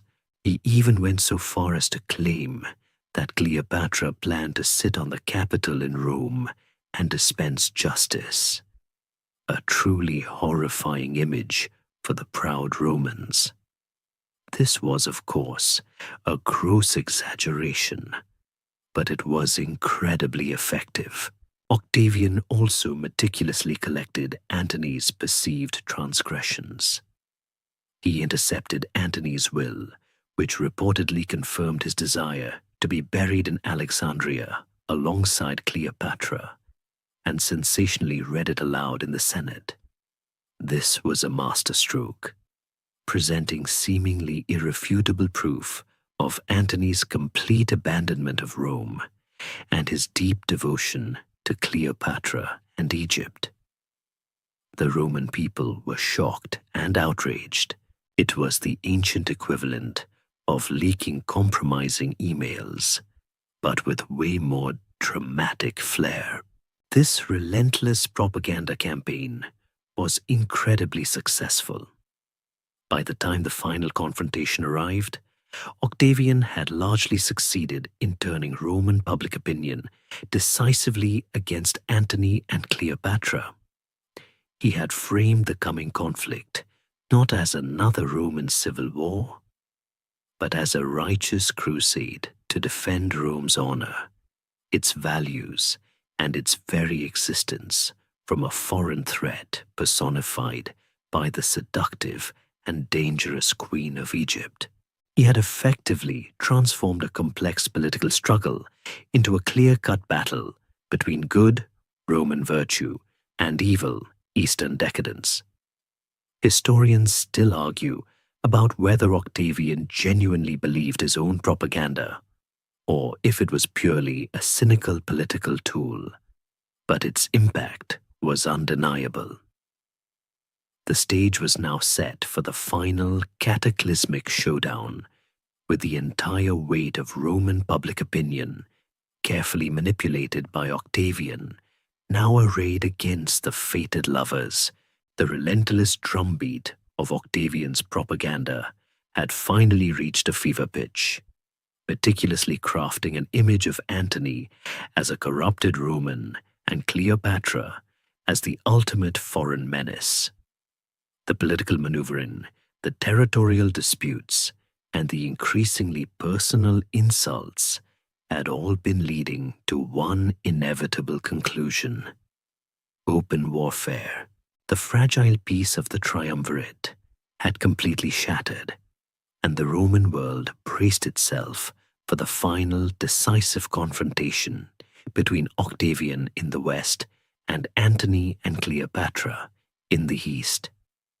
It was the ancient equivalent of two superpowers squaring off, but with way more personal drama and fewer nuclear codes. Antony, aware that conflict was unavoidable, began to gather his forces in the east. He commanded a formidable army of Roman legions, supplemented by troops from his client kingdoms and a substantial fleet. Cleopatra, for her part, brought to the table the immense wealth of Egypt, its formidable navy, and its vast resources. She was not just a financier, she was a sovereign, a co-commander in this grand, perilous venture. Her fleet, built with Egyptian timber and manned by skilled sailors, was a crucial component of their combined strength. This was her kingdom's survival at stake, and she committed fully. The strategic decision was made to confront Octavian's forces at sea. The location chosen was the Gulf of Actium, off the western coast of Greece. This wasn't a random choice. It was strategically positioned, offering a relatively protected bay for their fleet. Antony and Cleopatra established their main camp at Actium, preparing for the impending naval battle. They had a larger number of ships than Octavian, but many of Cleopatra's vessels, designed for the calmer waters of the Nile and the Red Sea, were slower and heavier than the nimble Roman warships. This technical detail, historians still argue, may have been a critical factor in the battle's outcome. On September 2nd, 31st BCE, the fateful Battle of Actium unfolded. Imagine the scene. Hundreds of warships, manned by thousands of soldiers and sailors, converging on the calm waters of the Ionian Sea. The air would have been thick with the smell of sweat, fear, and the metallic tang of impending conflict. Trumpets blared, war cries echoed, and the rhythmic splash of oars filled the air. It was a spectacle of ancient naval warfare, an immense clash of wills and firepower. Antony commanded the center of his fleet, while Cleopatra, ever present as a co-commander and symbol of their alliance, positioned her 60 Egyptian ships in the rear, reportedly laden with the royal treasury. This placement, as we will see, would become a central point of contention and controversy. The battle itself was chaotic and brutal. Antony's heavy ships, while formidable, struggled to maneuver against Octavian's lighter, more agile vessels, commanded by his brilliant admiral, Marcus Vipsanius Agrippa. Agrippa was a tactical genius, known for his innovative naval strategies, and he expertly used his superior maneuverability to outflank and isolate Antony's larger ships. The Roman civil war aspect meant that Romans were fighting Romans, a tragic waste of life that had characterized the preceding decades. It wasn't about patriotism. It was about loyalty to a specific leader. Then came the moment that would forever define the narrative of the battle, and indeed, the fate of Antony and Cleopatra. The controversial retreat. In the midst of the fierce fighting, Cleopatra's ships, with her aboard, suddenly hoisted their sails and broke through the battle lines, making for the open sea. Antony, seeing her fleet depart, reportedly abandoned his command ship, transferred to a faster Queen Karem and followed her. This act has been endlessly debated by historians. Was it a prearranged strategic withdrawal, a desperate attempt to save the treasury and their lives for a later fight? Or was it a moment of panicked flight, a betrayal of his men and his cause? Roman sources, heavily biased by Octavian's propaganda, painted it as an act of cowardice, a definitive sign of Antony's emasculation by the foreign queen. He ran after his Egyptian paramour like a slave, they would have roared. Historians still argue whether Cleopatra's retreat was part of a larger plan to escape an unfavorable naval engagement and continue the war on land, or if it was a spontaneous decision to flee. There's a theory that their heavier ships were being encircled, and Cleopatra, seeing the dire situation, made a desperate dash for freedom, hoping to preserve what was left of their forces and resources. Whatever the reason, Antony's decision to follow her was catastrophic for his morale and the loyalty of his remaining forces. His fleet, left rudderless and demoralized, was eventually crushed by Agrippa. His land legions, hearing of the general's flight, largely defected to Octavian in the following days. The Battle of Actium was a decisive victory for Octavian, not just militarily, but psychologically. It marked the definitive end of Antony and Cleopatra's ambitions to establish an Eastern empire and set the stage for Octavian's sole dominance. Their retreat to Egypt was not a strategic withdrawal. It was a desperate flight towards an uncertain future, leaving behind a ruined fleet and a rapidly collapsing army. The sun, it seemed, was beginning to set on the last great Hellenistic kingdom and on the tragic romance that had dared to challenge the might of Rome.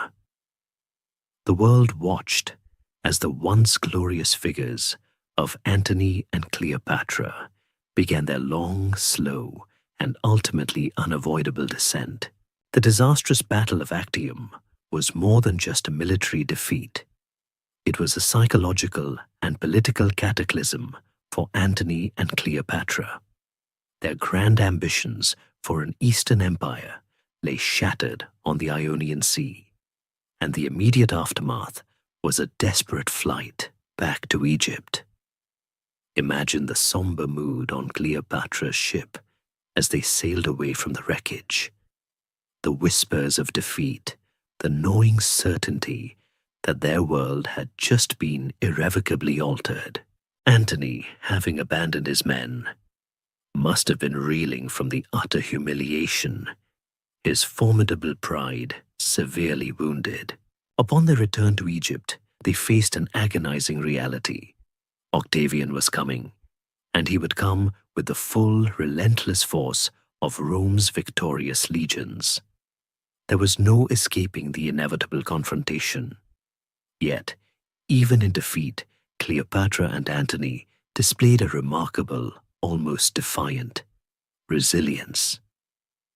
They knew their time was limited, but they were determined to make the most of it, whether by preparing for a final stand or by attempting desperate diplomatic maneuvers. Historians still argue whether their actions in these final months were signs of continued strategic thinking or merely the frantic flailing of two desperate rulers clinging to hope. Perhaps it was a tragic mix of both, punctuated by moments of despair and defiant excess. Antony, in particular, seemed to struggle with the weight of his defeat.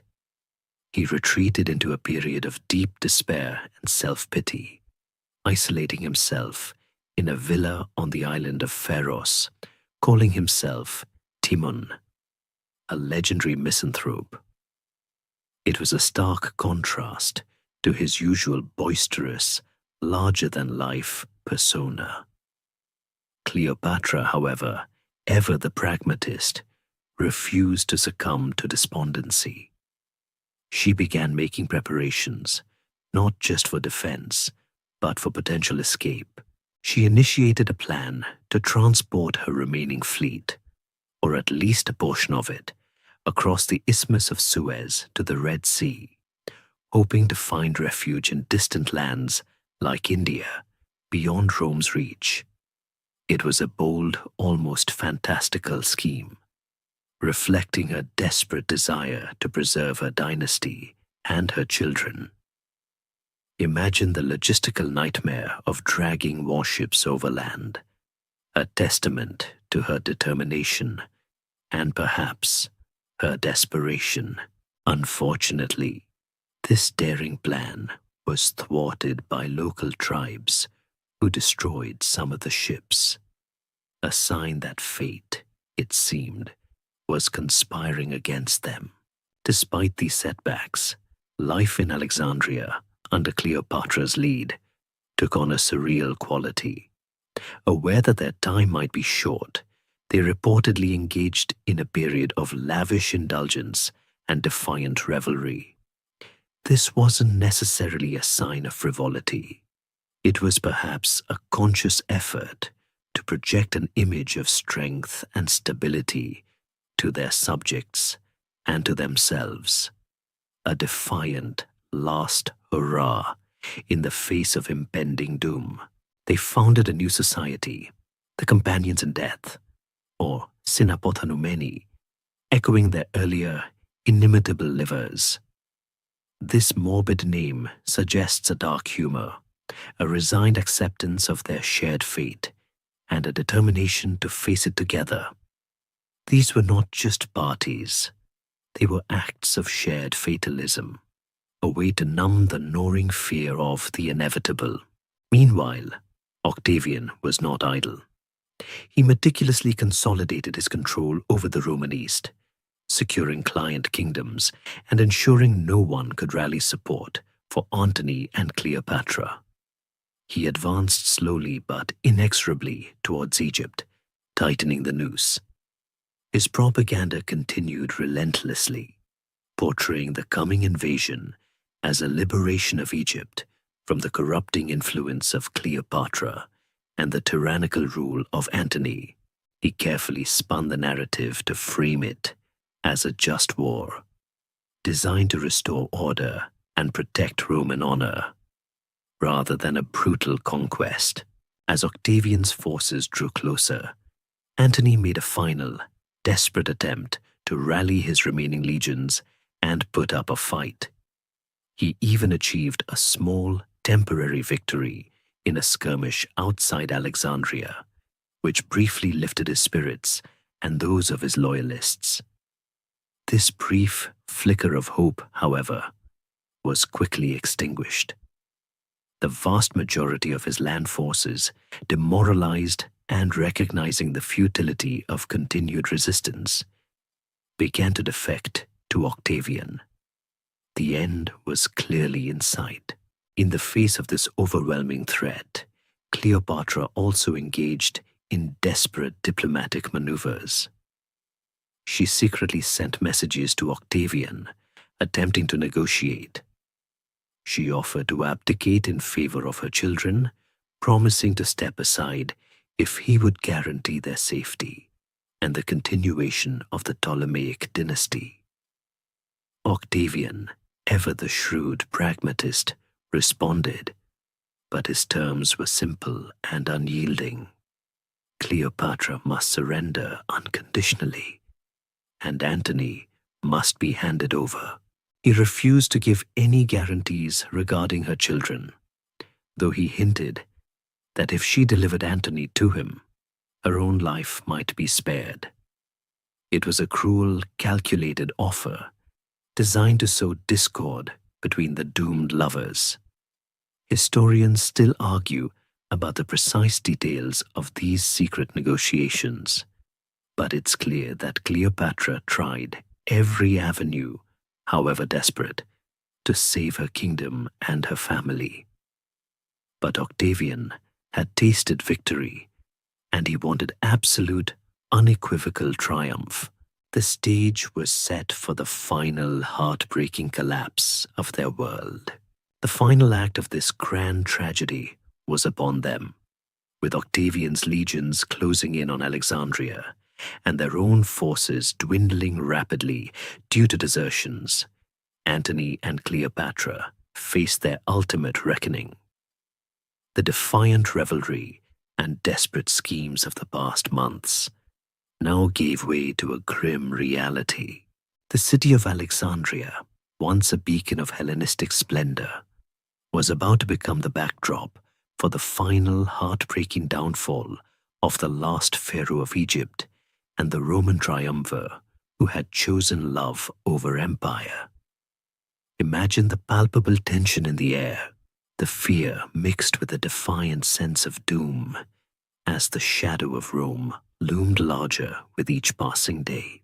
As Octavian's forces arrived at the gates of Alexandria in early August of 30 BCE, the situation became utterly hopeless for Antony. His last remaining units, demoralized and outnumbered, put up a token resistance. His fleet, what was left of it, sailed out to meet Octavian's navy, but in a final devastating blow, they either surrendered or actively defected to Octavian's side without a fight. This betrayal was the ultimate humiliation for Antony, a testament to how completely his power and influence had eroded. His land forces, witnessing the naval defection, also abandoned him en masse. It was a complete collapse, a rapid unraveling of everything he had built. Antony, broken and utterly defeated, retreated to the palace. In a moment of utter despair and confusion, he received a false report that Cleopatra had committed suicide. This, perhaps, was the final straw for a man whose life had been defined by grand ambitions and profound losses. Believing his beloved queen was dead, and unwilling to face the humiliation of capture by Octavian, Antony decided to take his own life. He attempted to fall on his sword, but, in a rather tragically pathetic moment, he botched the attempt. The blade inflicted a wound, but it was not immediately fatal. Historians still argue whether his first attempt was truly a botched suicide or a cry for help. But the outcome was the same: a slow, agonizing demise. In agonizing pain, Antony learned that Cleopatra was, in fact, still alive, having barricaded herself in the monument she had constructed, a magnificent tomb designed to protect her and her treasury, not an actual place of death. He begged to be taken to her, to die in her arms.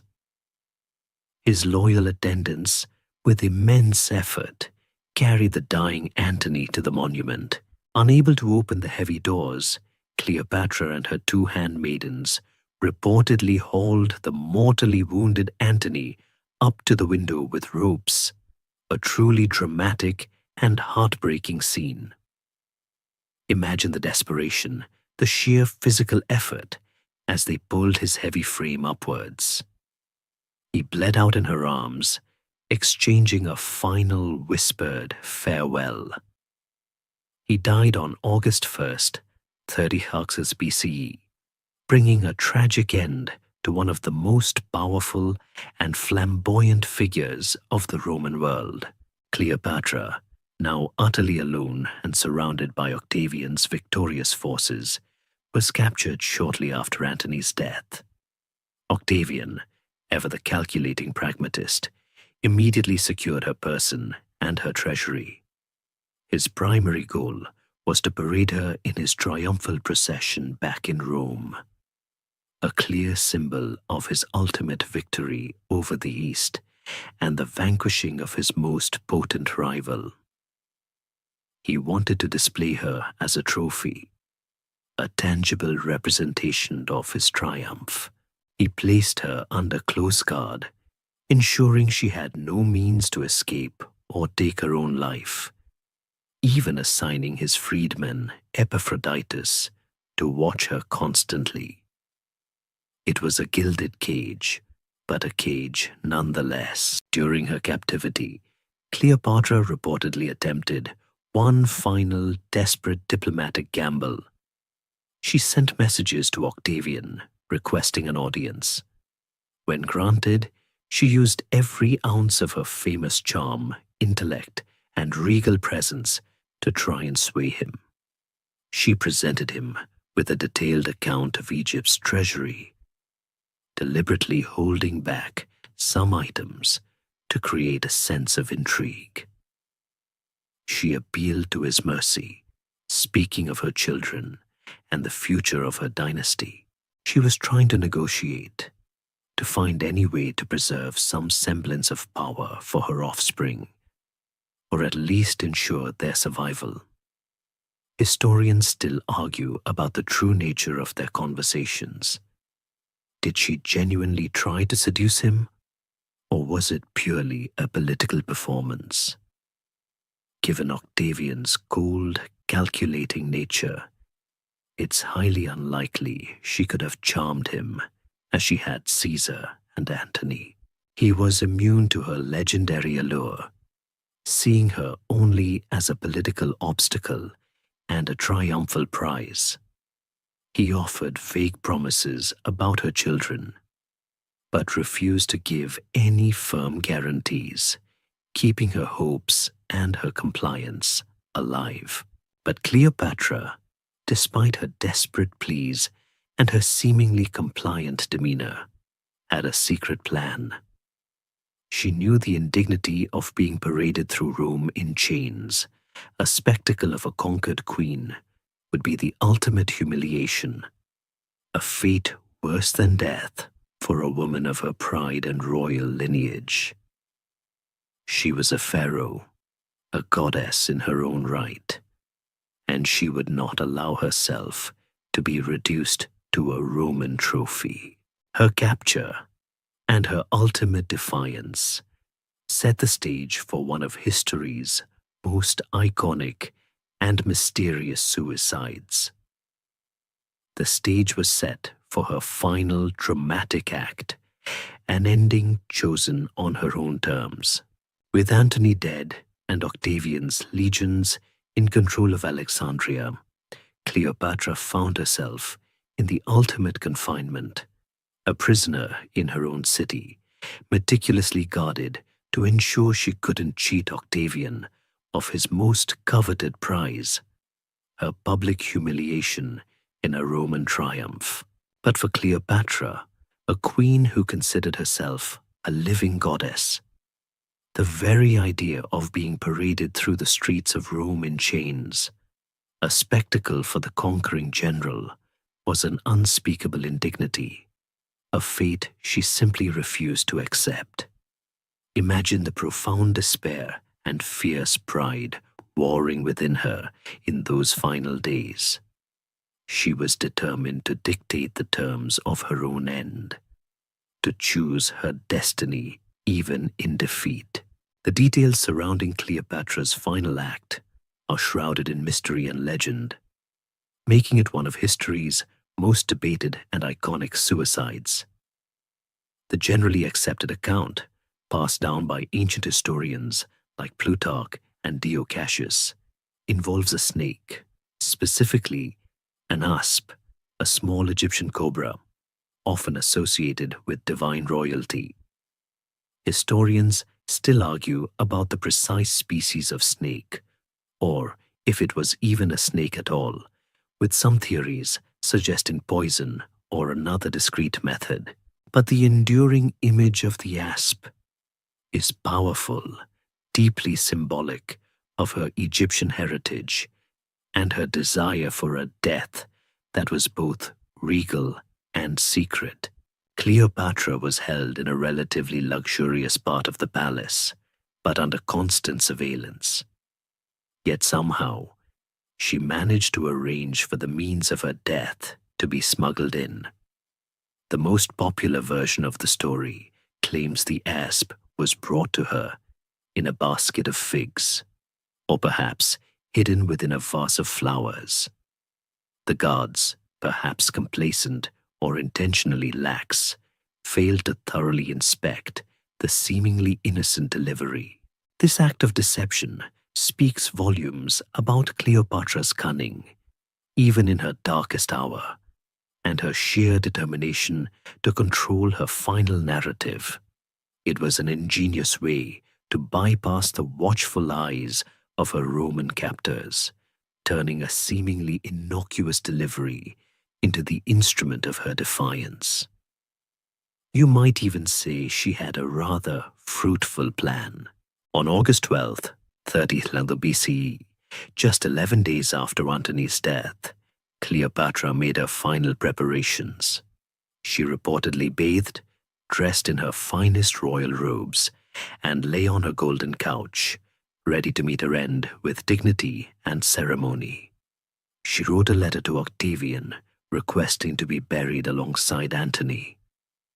This final request was a subtle act of defiance, a quiet assertion of her unwavering loyalty to Antony, even in death, and a final jab at Octavian, who had tried so hard to separate them. It was a plea but also a declaration. The moment of her death itself is often depicted dramatically, with the asp biting her arm or breast. Ancient sources suggest that she deliberately provoked the snake, perhaps even holding it to herself, ensuring a swift and relatively painless end. The poison of the asp would have induced a gradual paralysis, leading to a peaceful death, often associated with a divine sleep. This method allowed her to die with the regal composure she so desperately desired, avoiding the brutal public spectacle that Octavian had intended. When Octavian's guards finally realized what was happening, bursting into her chambers, they found her lifeless, with her two loyal handmaidens, Iras and Charmian, either already dead or dying by her side, choosing to follow their queen into eternity. Charmian, as she lay dying, reportedly straightened Cleopatra's diadem, a final gesture of devotion and defiance. "It is well done, and fitting for the descendant of so many kings," she is said to have uttered, perfectly summing up Cleopatra's pride. Cleopatra's suicide achieved its intended purpose. She denied Octavian the ultimate prize of parading her in his triumph, while her treasures and her children, Caesarion, Alexander Helios, and Cleopatra Selene, were indeed brought to Rome. The absence of the living, breathing Queen of Egypt diminished the spectacle for Octavian. He was reportedly both frustrated and perhaps a little impressed by her final act of defiance. He ultimately granted her wish to be buried alongside Antony, a testament to his grudging respect for her spirit, or perhaps a pragmatic decision to avoid further unrest in Egypt. Her death marked the official end of the Ptolemaic dynasty, a lineage that had ruled Egypt for nearly 3 centuries. With Cleopatra gone, Egypt became a direct Roman province, administered by a prefect appointed by the Roman emperor. Its vast wealth and grain supplies were now firmly under Rome's control, a crucial resource that would sustain the Roman Empire for centuries to come. The era of independent pharaohs was over, a millennia-long chapter of history closed forever. Historians still argue about the long-term impact of Egypt's annexation on the Roman Empire. Did its wealth contribute to Roman stability, or did it merely fuel further imperial ambitions? It certainly made Rome richer. Cleopatra's decision to choose her own death, rather than endure the humiliation of a Roman triumph, cemented her legendary status. It transformed her from a defeated queen into a defiant symbol of pride and independence. Her final act, shrouded in ancient mystique, ensured that she would be remembered not as Octavian's captive, but as the formidable Queen of Egypt who defied Rome to the very end. This tragic yet powerful conclusion became the bedrock of her enduring myth, securing her place in history as one of its most enigmatic and captivating figures. So, the last pharaoh of Egypt, Cleopatra VII, Cleopatra, met her chosen end, denying Octavian the ultimate spectacle of her humiliation. Her death, on August 12th, 30th BCE, wasn't just the end of a remarkable life. It was the definitive end of the Ptolemaic dynasty, a Greek Macedonian lineage that had ruled Egypt for nearly 3 centuries. This moment marked a monumental turning point in ancient history. Egypt, a land of ancient gods, pharaohs, and unparalleled wealth, ceased to be an independent kingdom and officially became a Roman province. Imagine the quiet solemnity in Alexandria, a city that had been the heart of a vibrant empire, now awaiting its new Roman masters. With Cleopatra gone, Octavian wasted no time in fully integrating Egypt into the burgeoning Roman Empire. He understood the immense strategic and economic value of Egypt. Its fertile Nile Delta was the breadbasket of the ancient world, producing vast quantities of grain crucial for feeding Rome's massive population. Its immense wealth, accumulated over millennia, was a much-needed boost to the Roman treasury, depleted by decades of civil war. Octavian appointed a Roman prefect, Gaius Cornelius Gallus, to govern Egypt, signaling that this was no ordinary province. Egypt was treated as his personal domain, reflecting its unique importance and his desire to keep its immense resources directly under his imperial control, rather than allowing it to be managed by the Senate. It was like acquiring the world's largest, most lucrative private farm. The annexation of Egypt brought about profound changes. The Ptolemaic administrative structure, largely Greek in nature, was slowly replaced by Roman systems. Roman legions were stationed permanently in the country to maintain order and secure the lucrative grain shipments. Alexandria, while retaining its status as a major intellectual and commercial hub, now operated under Roman authority. The vast library of Alexandria, though it had suffered damage during Caesar's time, continued to attract scholars, but its glory days as the unparalleled center of learning gradually waned under Roman rule. Historians still argue about the precise timeline and extent of the library's decline, with some blaming further fires and others pointing to a more gradual shift in intellectual focus. The fate of Cleopatra's children was, of course, a poignant and tragic chapter in this transition. Caesarion, her son by Julius Caesar, was seen by Octavian as the most significant threat. He was Caesar's only biological son, a living symbol of the monarchical legacy Octavian was so keen to appropriate and sanitize for his own political narrative. Caesarion had been sent by Cleopatra towards India, perhaps as a final desperate escape attempt, but he was lured back by his tutor, Rhodan, who believed Octavian might spare him.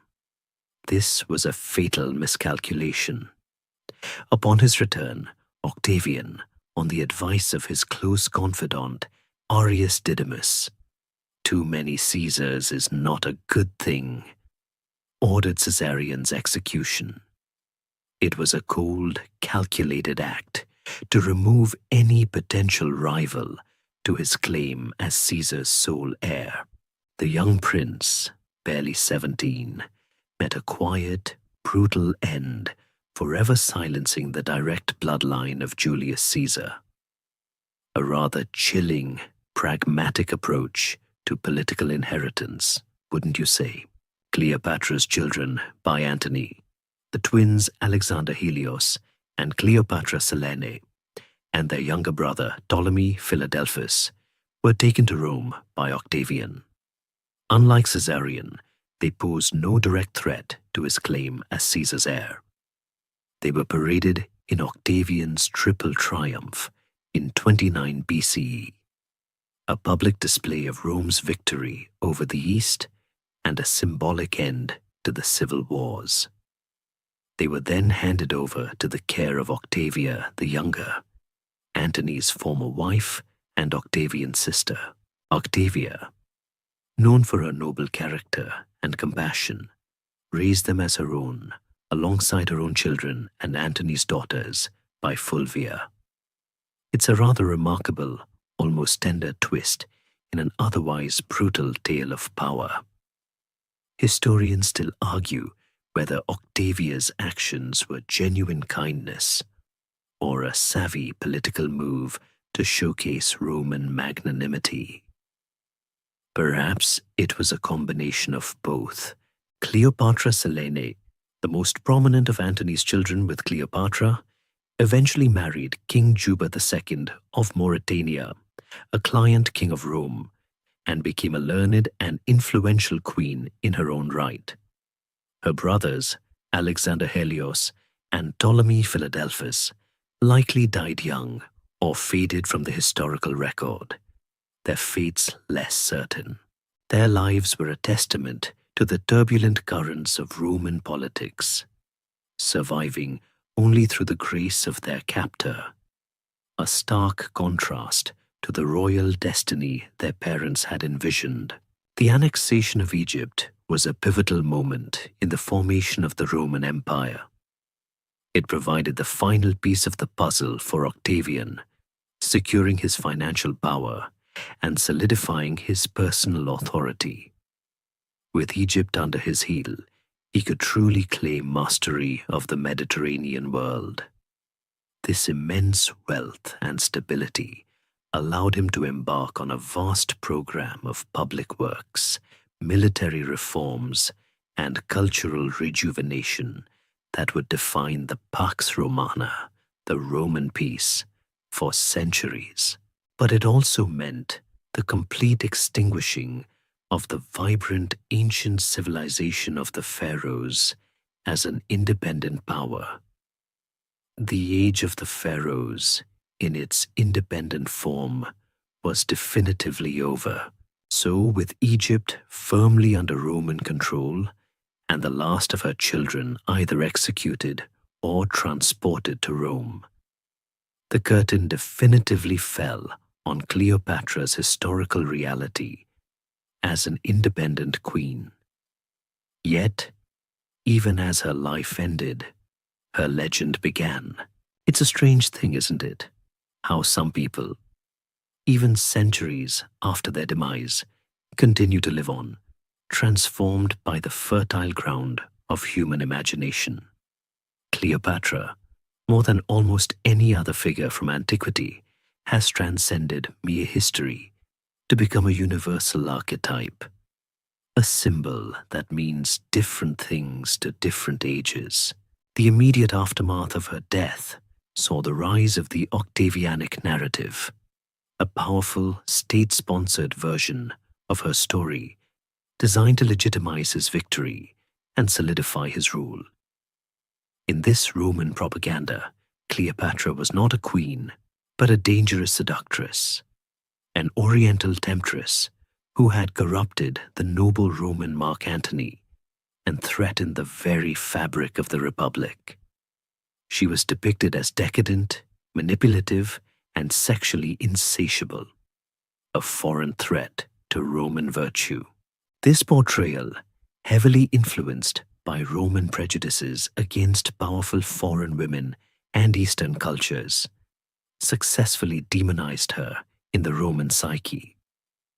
It was a classic example of winner writes the history, painting his defeated rival and his foreign paramour in the darkest possible light. Historians still argue about the true extent to which this propaganda shaped contemporary Roman views, but its enduring power is undeniable. However, even within Roman literature, there were glimpses of a more complex figure. Poets like Horace, while celebrating Octavian's victory, acknowledged her regal pride in choosing her own death. Later, writers like Plutarch, writing centuries after her death, offered a more nuanced, albeit still Roman-centric, account of her life, detailing her intelligence, charm, and linguistic prowess, even as they recounted her more scandalous moments. These accounts, though not without their biases, began to lay the groundwork for a more multifaceted understanding of the Queen. Through the medieval period, Cleopatra's story often faded into obscurity, or was reinterpreted through a Christian lens, where she might appear as a tragic figure, a victim of passion, or a symbol of pagan excess. Her image was often intertwined with other powerful but ultimately doomed women from antiquity, serving as moralizing tales. The focus was less on her political power and more on her perceived moral failings. It was a pretty harsh judgment, given the sheer political genius she exhibited. The Renaissance saw a renewed interest in classical antiquity, and with it, a re-emergence of Cleopatra. She became a muse for artists, playwrights, and poets, often depicted in grand, dramatic scenes, emphasizing her beauty and her tragic romance. Shakespeare's Antony and Cleopatra, written in the early 17th century, is perhaps the most enduring and influential interpretation from this period. Shakespeare's play transformed her into a figure of immense poetic power and tragic grandeur, a woman whose passion and ambition were both her strength and her downfall. His Cleopatra is fiery, intelligent, mercurial, and ultimately deeply human. This play, more than any historical text, cemented her image in the Western cultural imagination as the ultimate femme fatale, a passionate queen whose love could bring empires to their knees. The 18th and 19th centuries, with their fascination for exoticism and romanticism, further amplified the mythical Cleopatra. She appeared in operas, paintings, and increasingly popular novels, often as a symbol of unattainable beauty and dangerous allure. The discoveries of Egyptology in the 19th century, particularly the decipherment of hieroglyphs and the unearthing of ancient tombs, only added to the mystique, clothing her in the authenticity of ancient Egyptian art and artifacts, even if those artifacts predated her by millennia. She became synonymous with ancient Egypt itself, a symbol of its splendor and its mysteries. It's truly fascinating how a historical figure can be so malleable, reflecting the anxieties and fascinations of different eras. For the Romans, she was a foreign threat. For Shakespeare, a tragic lover. For the Victorians, an exotic dream. Each era projected its own desires and fears onto her, creating a tapestry of interpretation that makes separating fact from fiction an ongoing challenge for historians. The real Cleopatra, the woman who spoke multiple languages and navigated treacherous political waters, often gets lost in the glittering spectacle of her own myth. But it is this very fluidity, this endless capacity for reinterpretation, that ensures her enduring presence in our collective consciousness. She's not just history, She's a cultural phenomenon, a whispered secret, and a shouted legend all at once. The enduring myth of Cleopatra, born from Roman propaganda and later embellished by countless artistic and literary interpretations, continued its captivating journey into the 20th and 21st centuries, taking on new forms and reflecting modern sensibilities. If the Renaissance gave us the tragic queen of Shakespeare, the modern era has given us the glamorous Hollywood icon, the subject of historical debates, and even the occasional questionable fashion trend. It's truly amazing how a woman who died over 2,000 years ago can still inspire so much conversation, even arguments, over coffee tables and academic conferences.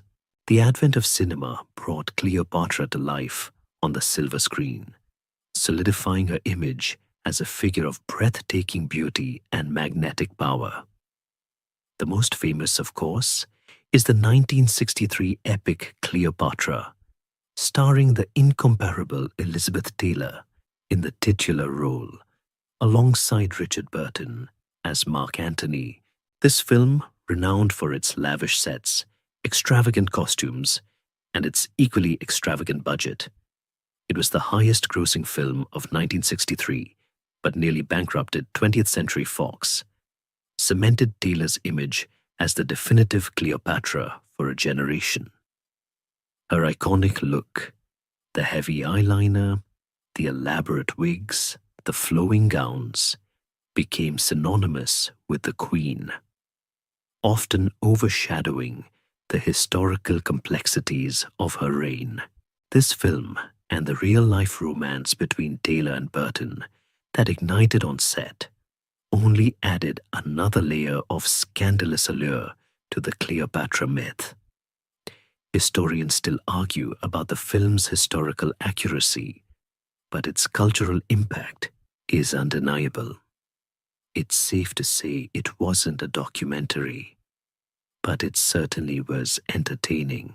Beyond the silver screen, Cleopatra has continued to be a rich subject for historians and scholars.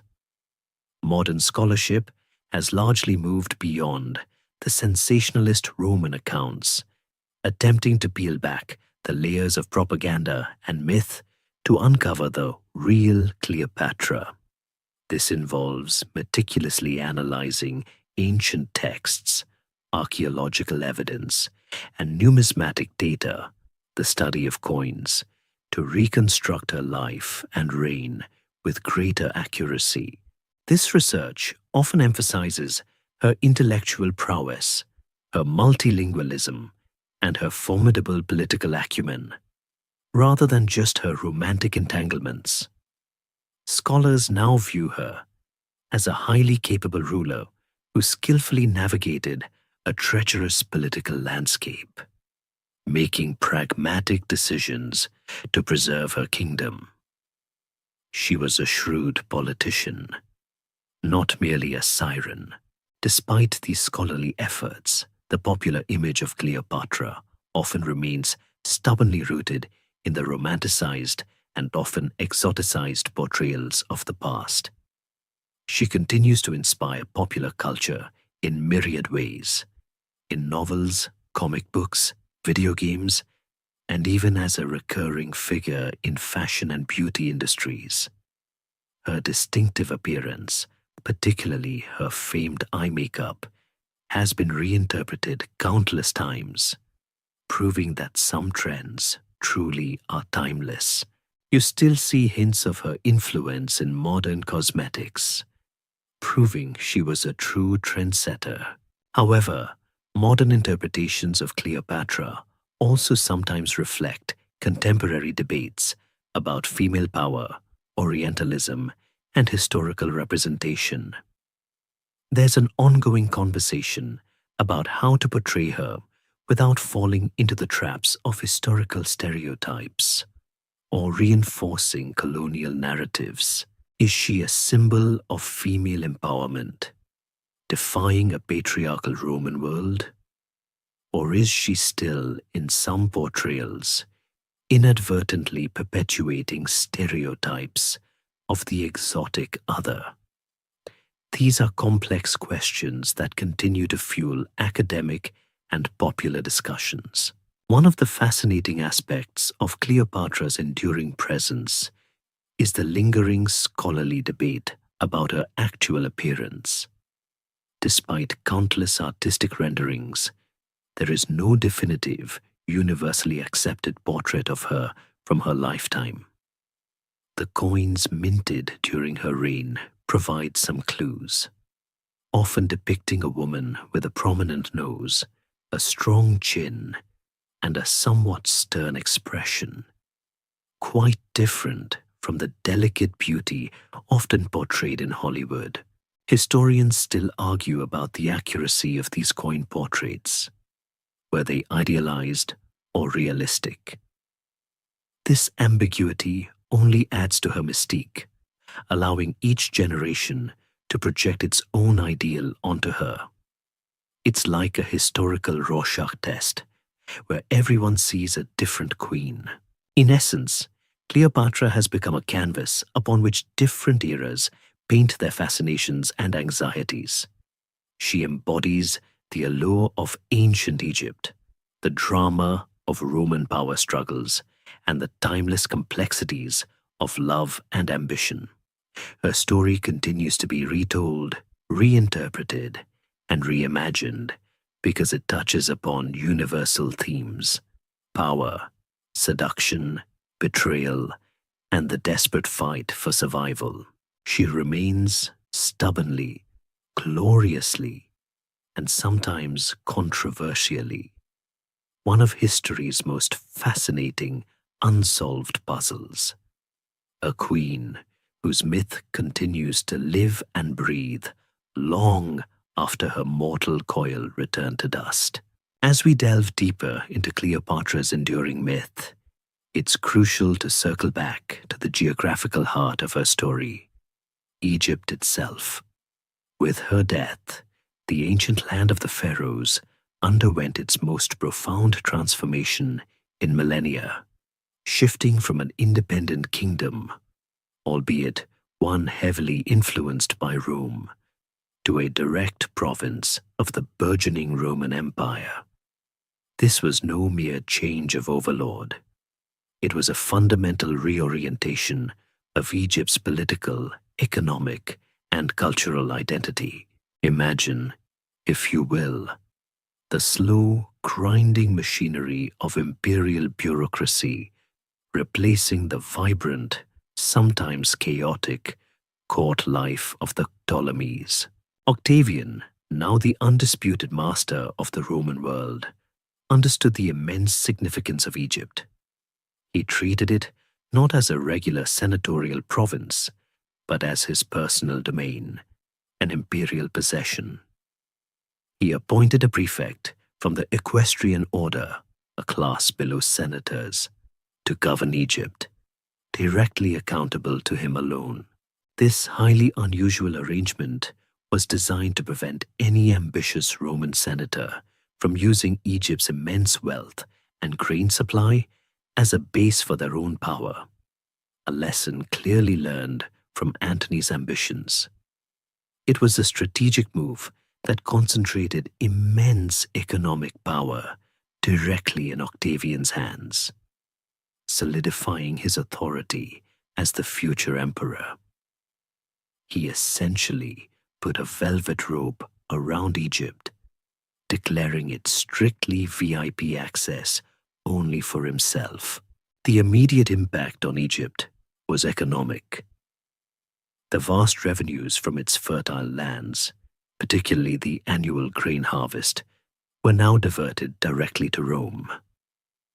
This grain, critical for feeding the Roman populace, became a cornerstone of Octavian's popular support and a symbol of his ability to provide for the empire. Egypt effectively became Rome's personal breadbasket, ensuring stability and preventing food riots in the capital. While this brought a certain degree of Roman order and infrastructural development, it also meant that Egypt's immense wealth was primarily exploited for the benefit of Rome, rather than for the development of its own people or the flourishing of its unique culture. Historians still argue whether Roman rule, despite its exploitative nature, brought a period of greater stability and prosperity to the average Egyptian farmer, or simply replaced one form of foreign rule with another. The truth, as always, is likely complex. Culturally, Roman rule brought a gradual Hellenistic Romanization of Egypt. While the Romans generally respected Egyptian religious traditions, often even incorporating Egyptian deities like Isis into their own pantheon, the dominant cultural force shifted. Greek remained the language of administration and scholarship in Alexandria, but Latin gained prominence in official circles. Roman law began to overlay Egyptian customs, and Roman architectural styles gradually influenced local building. However, the ancient Egyptian traditions, particularly in religion and art, proved remarkably resilient. Temples continued to be built in the traditional Egyptian style, and the worship of local gods persisted, often alongside new Roman cults. It was a fascinating blend of cultures, sometimes harmonious, sometimes clashing, like a Roman gladiator suddenly finding himself attending a pharaonic feast. The Roman presence also meant a significant military occupation. Roman legions were permanently stationed in Egypt, not only to secure the grain supply, but also to deter any potential rebellions or external threats from the south, Nubia, or the east. This military presence ensured peace and order, but also reinforced the reality of foreign dominion. Egypt was no longer a realm of pharaohs, but a vital cog in the vast Roman imperial machine. For the ordinary Egyptian, the end of the Ptolemaic dynasty and the advent of Roman rule likely brought both continuity and change. The tax system remained largely in place, though now the revenue flowed to Rome. The bureaucracy continued to operate, albeit with Roman oversight. Life for the fellahin, the farmers toiling in the fertile fields, probably didn't change as dramatically as it did for the elite. Their daily routines, dictated by the ebb and flow of the Nile, largely continued, yet the sense of an independent, sovereign Egypt, ruled by its own pharaohs, faded into memory, replaced by the omnipresent hand of Rome. The grand city of Alexandria, though no longer the seat of an independent kingdom, remained a vibrant center of trade and intellectual activity for centuries under Roman rule. Its port continued to be a crucial gateway for goods flowing between East and West. The Library of Alexandria, though its peak glory was behind it, still housed immense collections of scrolls and attracted scholars. But its influence as the world's preeminent research institution gradually waned as other Roman and Hellenistic cities grew in intellectual prominence. It was like a once shining star, now merely a bright constellation. Ultimately, the annexation of Egypt under Octavian, soon to be Emperor Augustus, was a strategic masterstroke that solidified the foundations of the Roman Empire. It provided stability, immense wealth, and crucial resources, enabling Rome to transition from a turbulent republic to a seemingly eternal empire. But it also marked the end of an extraordinary era, the final chapter of a powerful ancient civilization ruled by its own monarchs. Cleopatra, the last of her line, stands as the dramatic punctuation mark at the end of this long, complex sentence of Egyptian history. A queen whose personal fate became inextricably linked with the destiny of her entire nation. As we've traced Cleopatra's story from her ancestral roots in Alexander's legacy to the final, definitive annexation of Egypt by Rome, it becomes clear that her actual historical existence, while fascinating, is only one part of her enduring presence. Her most powerful legacy, perhaps, lies not in the dry facts of ancient texts, but in the vibrant, ever-evolving tapestry of her myth. It's astonishing how a figure from over 2 millennia ago can still spark debates, inspire art, and even drive modern headlines. Imagine trying to explain to the actual Cleopatra that in the future people would argue about her nose on little screens in their pockets. The core of Cleopatra's myth is a potent blend of power, beauty, and tragedy, often infused with a heavy dose of exoticism and romance.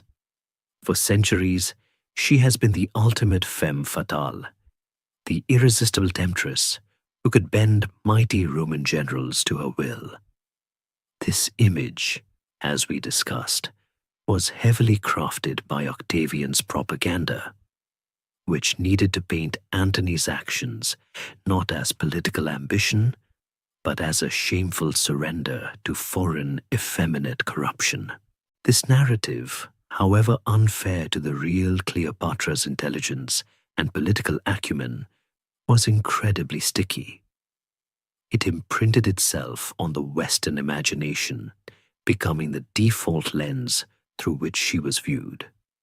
Historians still argue about the true origins of the femme fatale archetype and how much Cleopatra influenced its development. Literature, as we've touched upon, played a pivotal role in solidifying this myth. Shakespeare's Antony and Cleopatra, 1607, transformed her into a character of immense psychological depth and poetic grandeur. His Cleopatra is passionate, mercurial, and ultimately chooses death over dishonor. A powerful, self-willed heroine, even if she is also defined by her relationships with men.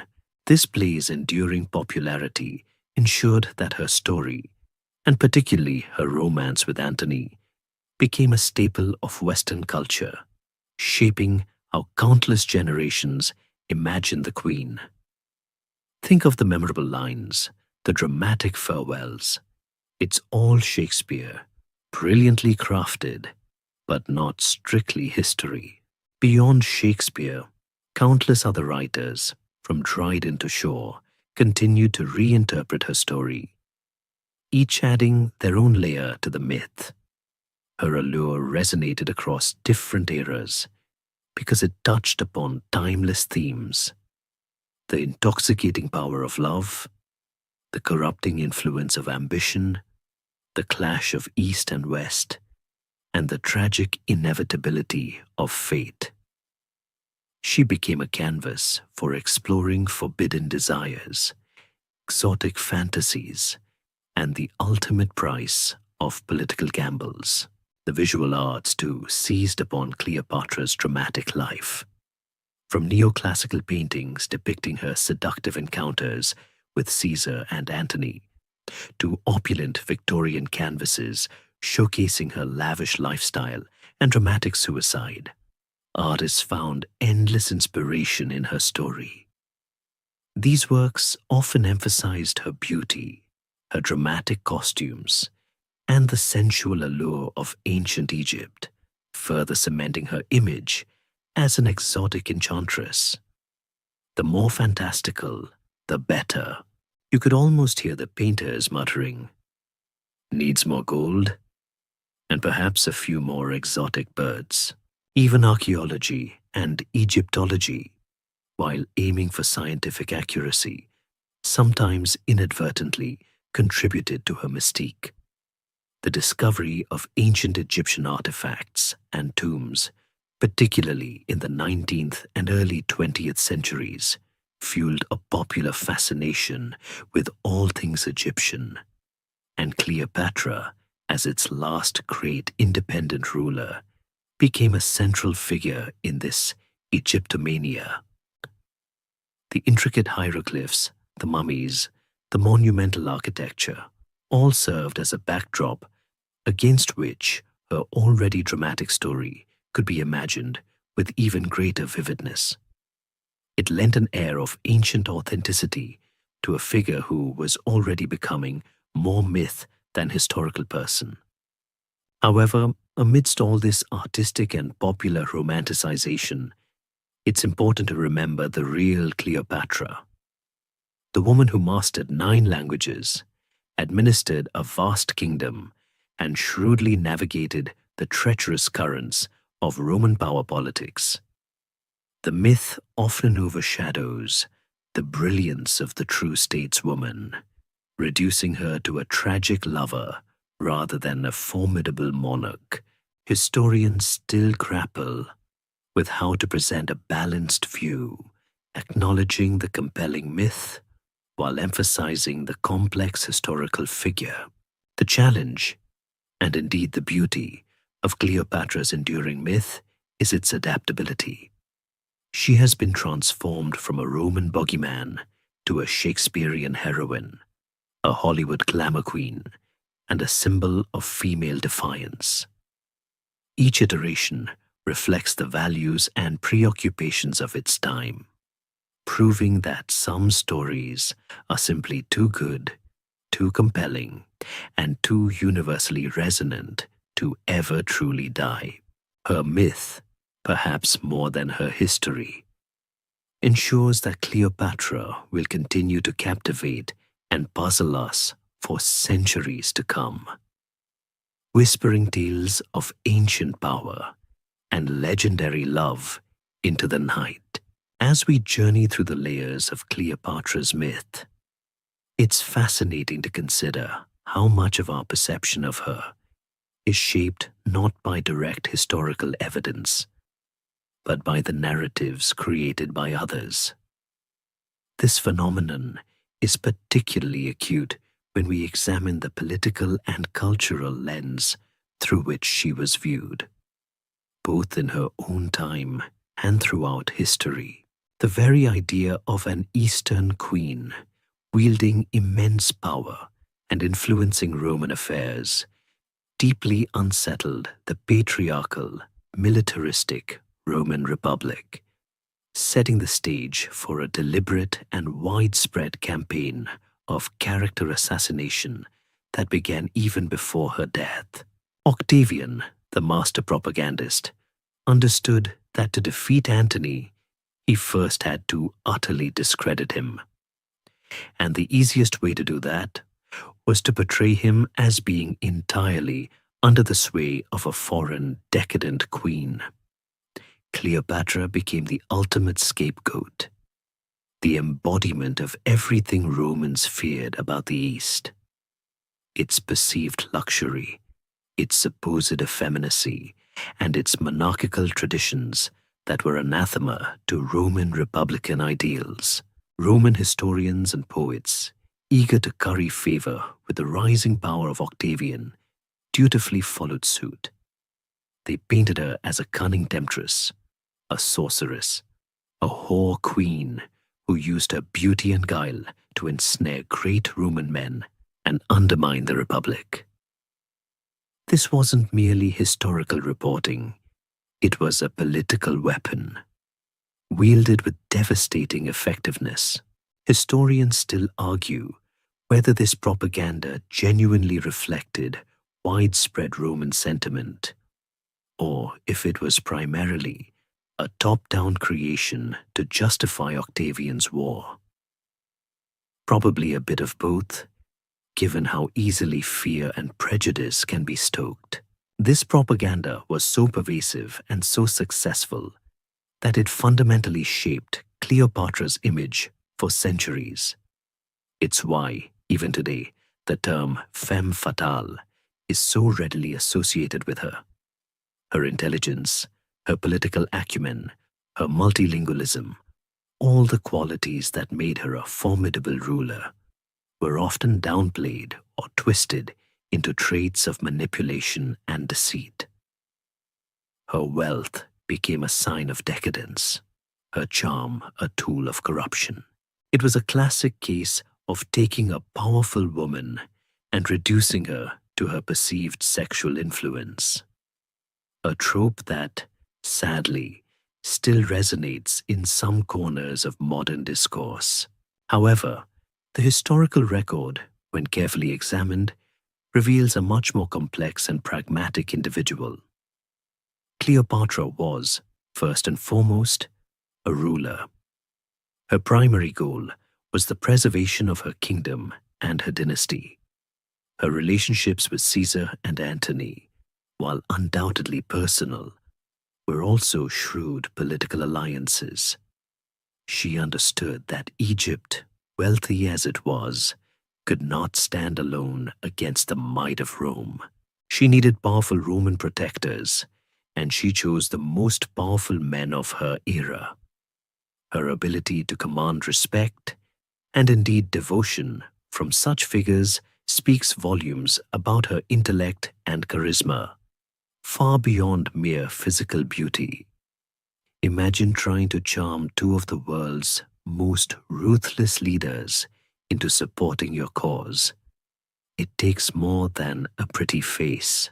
Moreover, Cleopatra was deeply immersed in her Egyptian identity, even though she was ethnically Greek, Macedonian.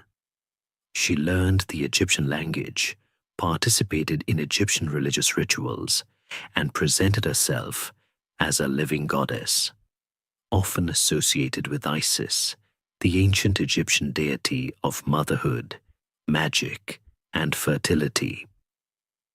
This was a deliberate effort to legitimize her rule in the eyes of her Egyptian subjects, many of whom had grown weary of their foreign Ptolemaic rulers. This cultural chameleonism was a mark of her sophistication and adaptability, not a sign of moral corruption. Yet, Roman propaganda dismissed this as further evidence of her Oriental nature, a sign of her abandonment of proper Greek and Roman values.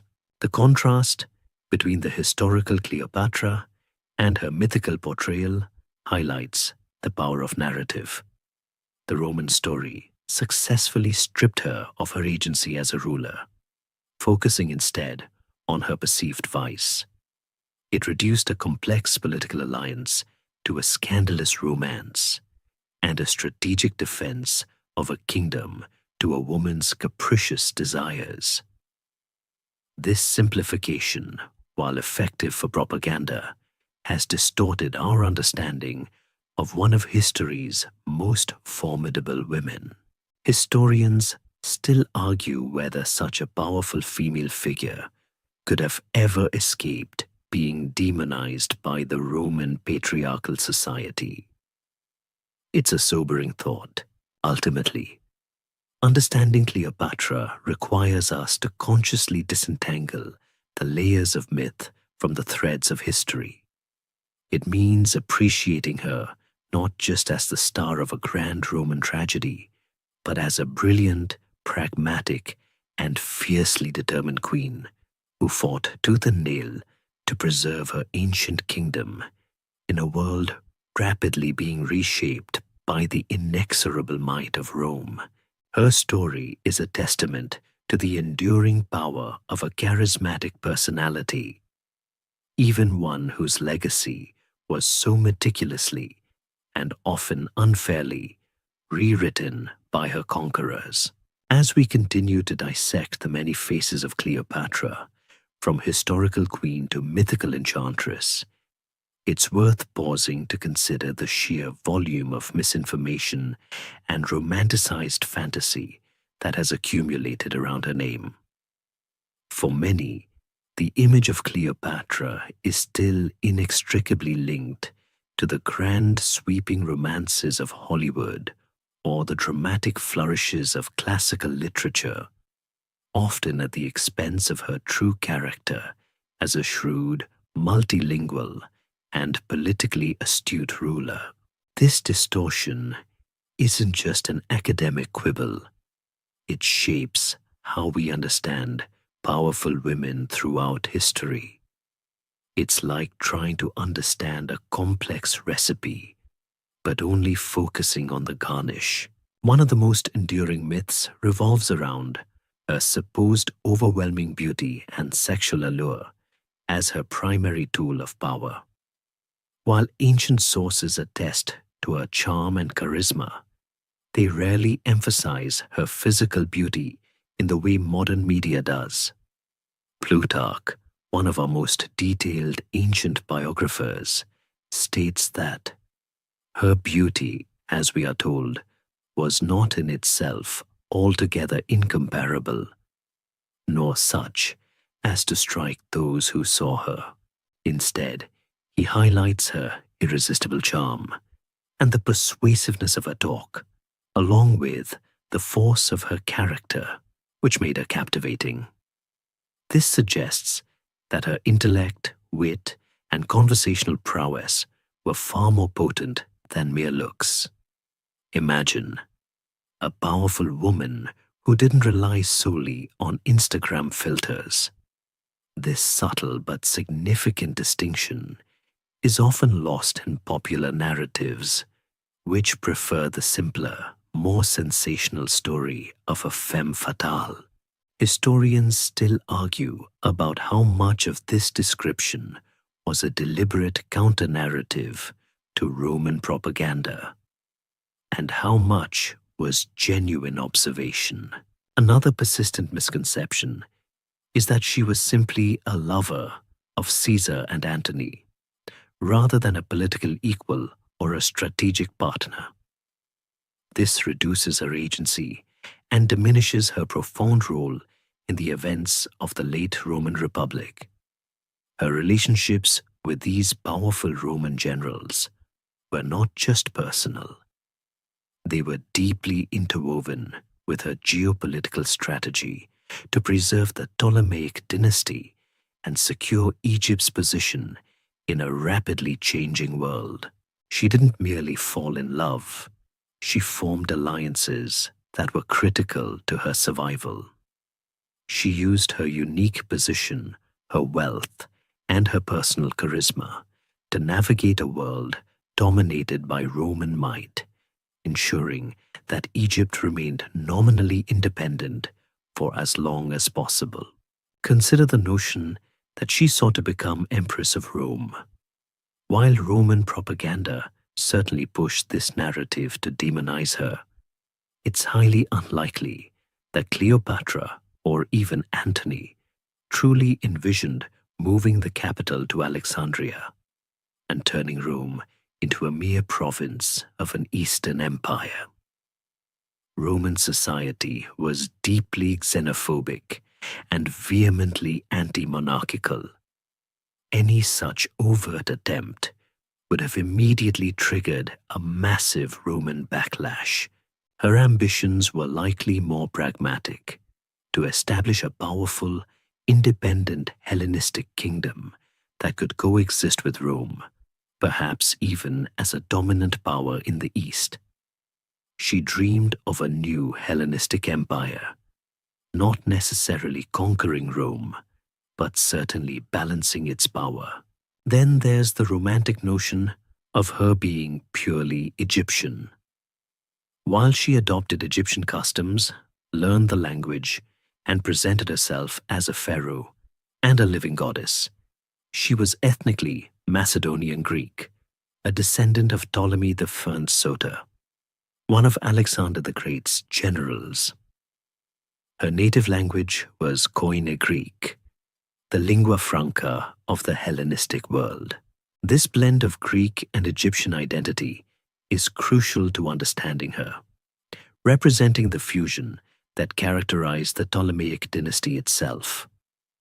To simplify her as merely Egyptian is to ignore a significant part of her heritage and the complex cultural tapestry of her reign. It's like calling a New Yorker purely American without acknowledging their multi-generational immigrant background. The fascination with Cleopatra also tends to overlook the profound economic and strategic realities of her time. Egypt was not just a romantic backdrop for dramatic love affairs. It was a geopolitical prize, a staggeringly wealthy nation whose grain supply was essential for feeding the Roman populace. Her battles and alliances were not just personal dramas. They were high-stakes geopolitical maneuvers over vast resources and regional dominance. The stakes were immensely high, and her choices had continent-spanning consequences. Ultimately, by critically examining the layers of myth, we gain a deeper appreciation for the historical Cleopatra, a formidable ruler who fought valiantly to maintain her power and the independence of her kingdom in the face of an unstoppable Roman tide. She was a woman of immense intelligence, ambition, and resilience, who dared to challenge the most powerful men of her age. Her story is not just a tragic romance. It is a testament to extraordinary leadership and a reminder that history is often far more complex and far more interesting than the simplistic narratives we sometimes prefer. We've journeyed through the triumphs and tragedies of Cleopatra, navigated the treacherous waters of Roman politics, and peeled back the layers of myth that have accrued around her name. Now, as our bedtime history draws to a close, let's take a final moment to reflect on the woman herself, the lasting echoes of her choices, and the profound impact she had on the ancient world and on our imagination. Imagine the whispers of the wind sweeping across the sands of Egypt, carrying her story through the centuries, sometimes clear, sometimes distorted. Cleopatra was, without a doubt, a force of nature. Born into a dynasty teetering on the brink of collapse, she inherited not a stable kingdom, but a viper's nest of familial intrigue and crippling debt. Yet, against all odds, she managed to not only reclaim her throne multiple times, but also to sustain Egypt's independence for nearly 2 decades in the face of an ever-expanding Roman Republic. This wasn't merely luck. It was a testament to her extraordinary intelligence, her diplomatic prowess, and her unshakable will to survive. Historians still argue whether her reign merely prolonged the inevitable or if she truly held the potential to carve out a lasting, independent empire in the East. Perhaps she did, if only fate had been kinder, or Roman ambition less insatiable. Her greatest strength lay in her adaptability and her ability to connect with diverse peoples. She wasn't just a Greek queen, she was a pharaoh who embraced Egyptian culture, spoke its language, and presented herself as a living deity. This allowed her to command the loyalty of her subjects in a way few of her Ptolemaic predecessors could. And then, there was her uncanny ability to charm and influence the most powerful men of her age, Julius Caesar and Mark Antony. This wasn't just about beauty, as we've discussed. It was about engaging them on an intellectual and strategic level, becoming indispensable partners in their ambitions. She was a master of statecraft, playing a high-stakes game of international diplomacy with a skill rarely seen in any era, let alone from a young woman in the ancient world. You could say she was truly a polyglot politician, with a knack for making powerful friends. Yet her story is also a profound tragedy. For all her genius and determination, she ultimately could not defy the relentless march of Roman expansion. She gambled everything on her alliances with Caesar and Antony, tying her fate inextricably to theirs. When Caesar fell to an assassin's dagger, and Antony succumbed to Octavian's calculated ruthlessness, Cleopatra's world, and with it, independent Egypt, crumbled. Her final defiant act of suicide, designed to deny Octavian his ultimate triumph, cemented her image as a proud, unconquerable queen. But it also marked the end of a glorious, millennia-long chapter of Egyptian history. It's a stark reminder that even the most formidable individuals can be overwhelmed by larger historical forces. Her children, caught in the devastating aftermath of their parents' choices, bore the brunt of Rome's cold pragmatism. Caesarion, the little Caesar, was executed to eliminate any rival claim to Caesar's legacy. Her children with Antony, though spared their lives, became symbols of Roman victory, paraded through the streets of Rome before being absorbed into the Roman aristocratic sphere. Their fates were a poignant illustration of the brutal price of imperial conquest and the finality of Rome's triumph. Cleopatra's legacy, therefore, is a complex tapestry woven from historical fact, political propaganda, and artistic reimagining. She remains a compelling figure precisely because she embodies so many timeless dichotomies: power versus vulnerability, love versus ambition, East versus West, defiance versus defeat. She challenges us to look beyond simplistic narratives and to appreciate the multifaceted nature of human experience and the powerful forces that shape history. Her myth, continuously reshaped by each generation, speaks to our own fascinations, our enduring interest in powerful women, forbidden romances, and the allure of ancient civilizations.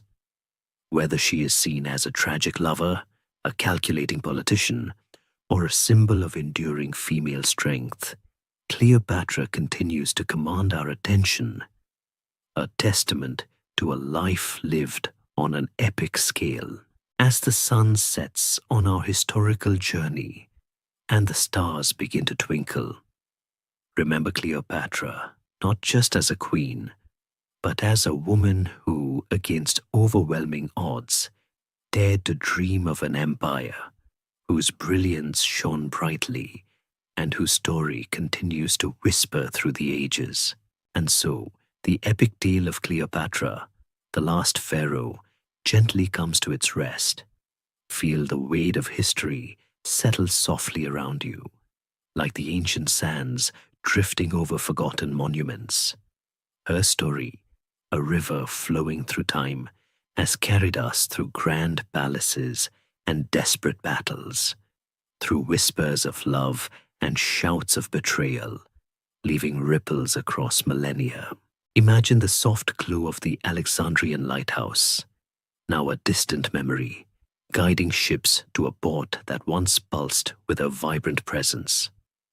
Her voice, speaking many tongues, now blends into the quiet hum of the universe. The echoes of her laughter, her commands, her final defiant breath, all fade into the tranquil stillness of the past. As the long night deepens, let the fascinating enigma of this queen, a woman who dared to stand against the tide of history, settle into the quiet corners of your mind. Her dreams, her struggles, her extraordinary life, now part of the deep, comforting tapestry of time itself. Close your eyes and drift into the peaceful slumber that follows the greatest stories.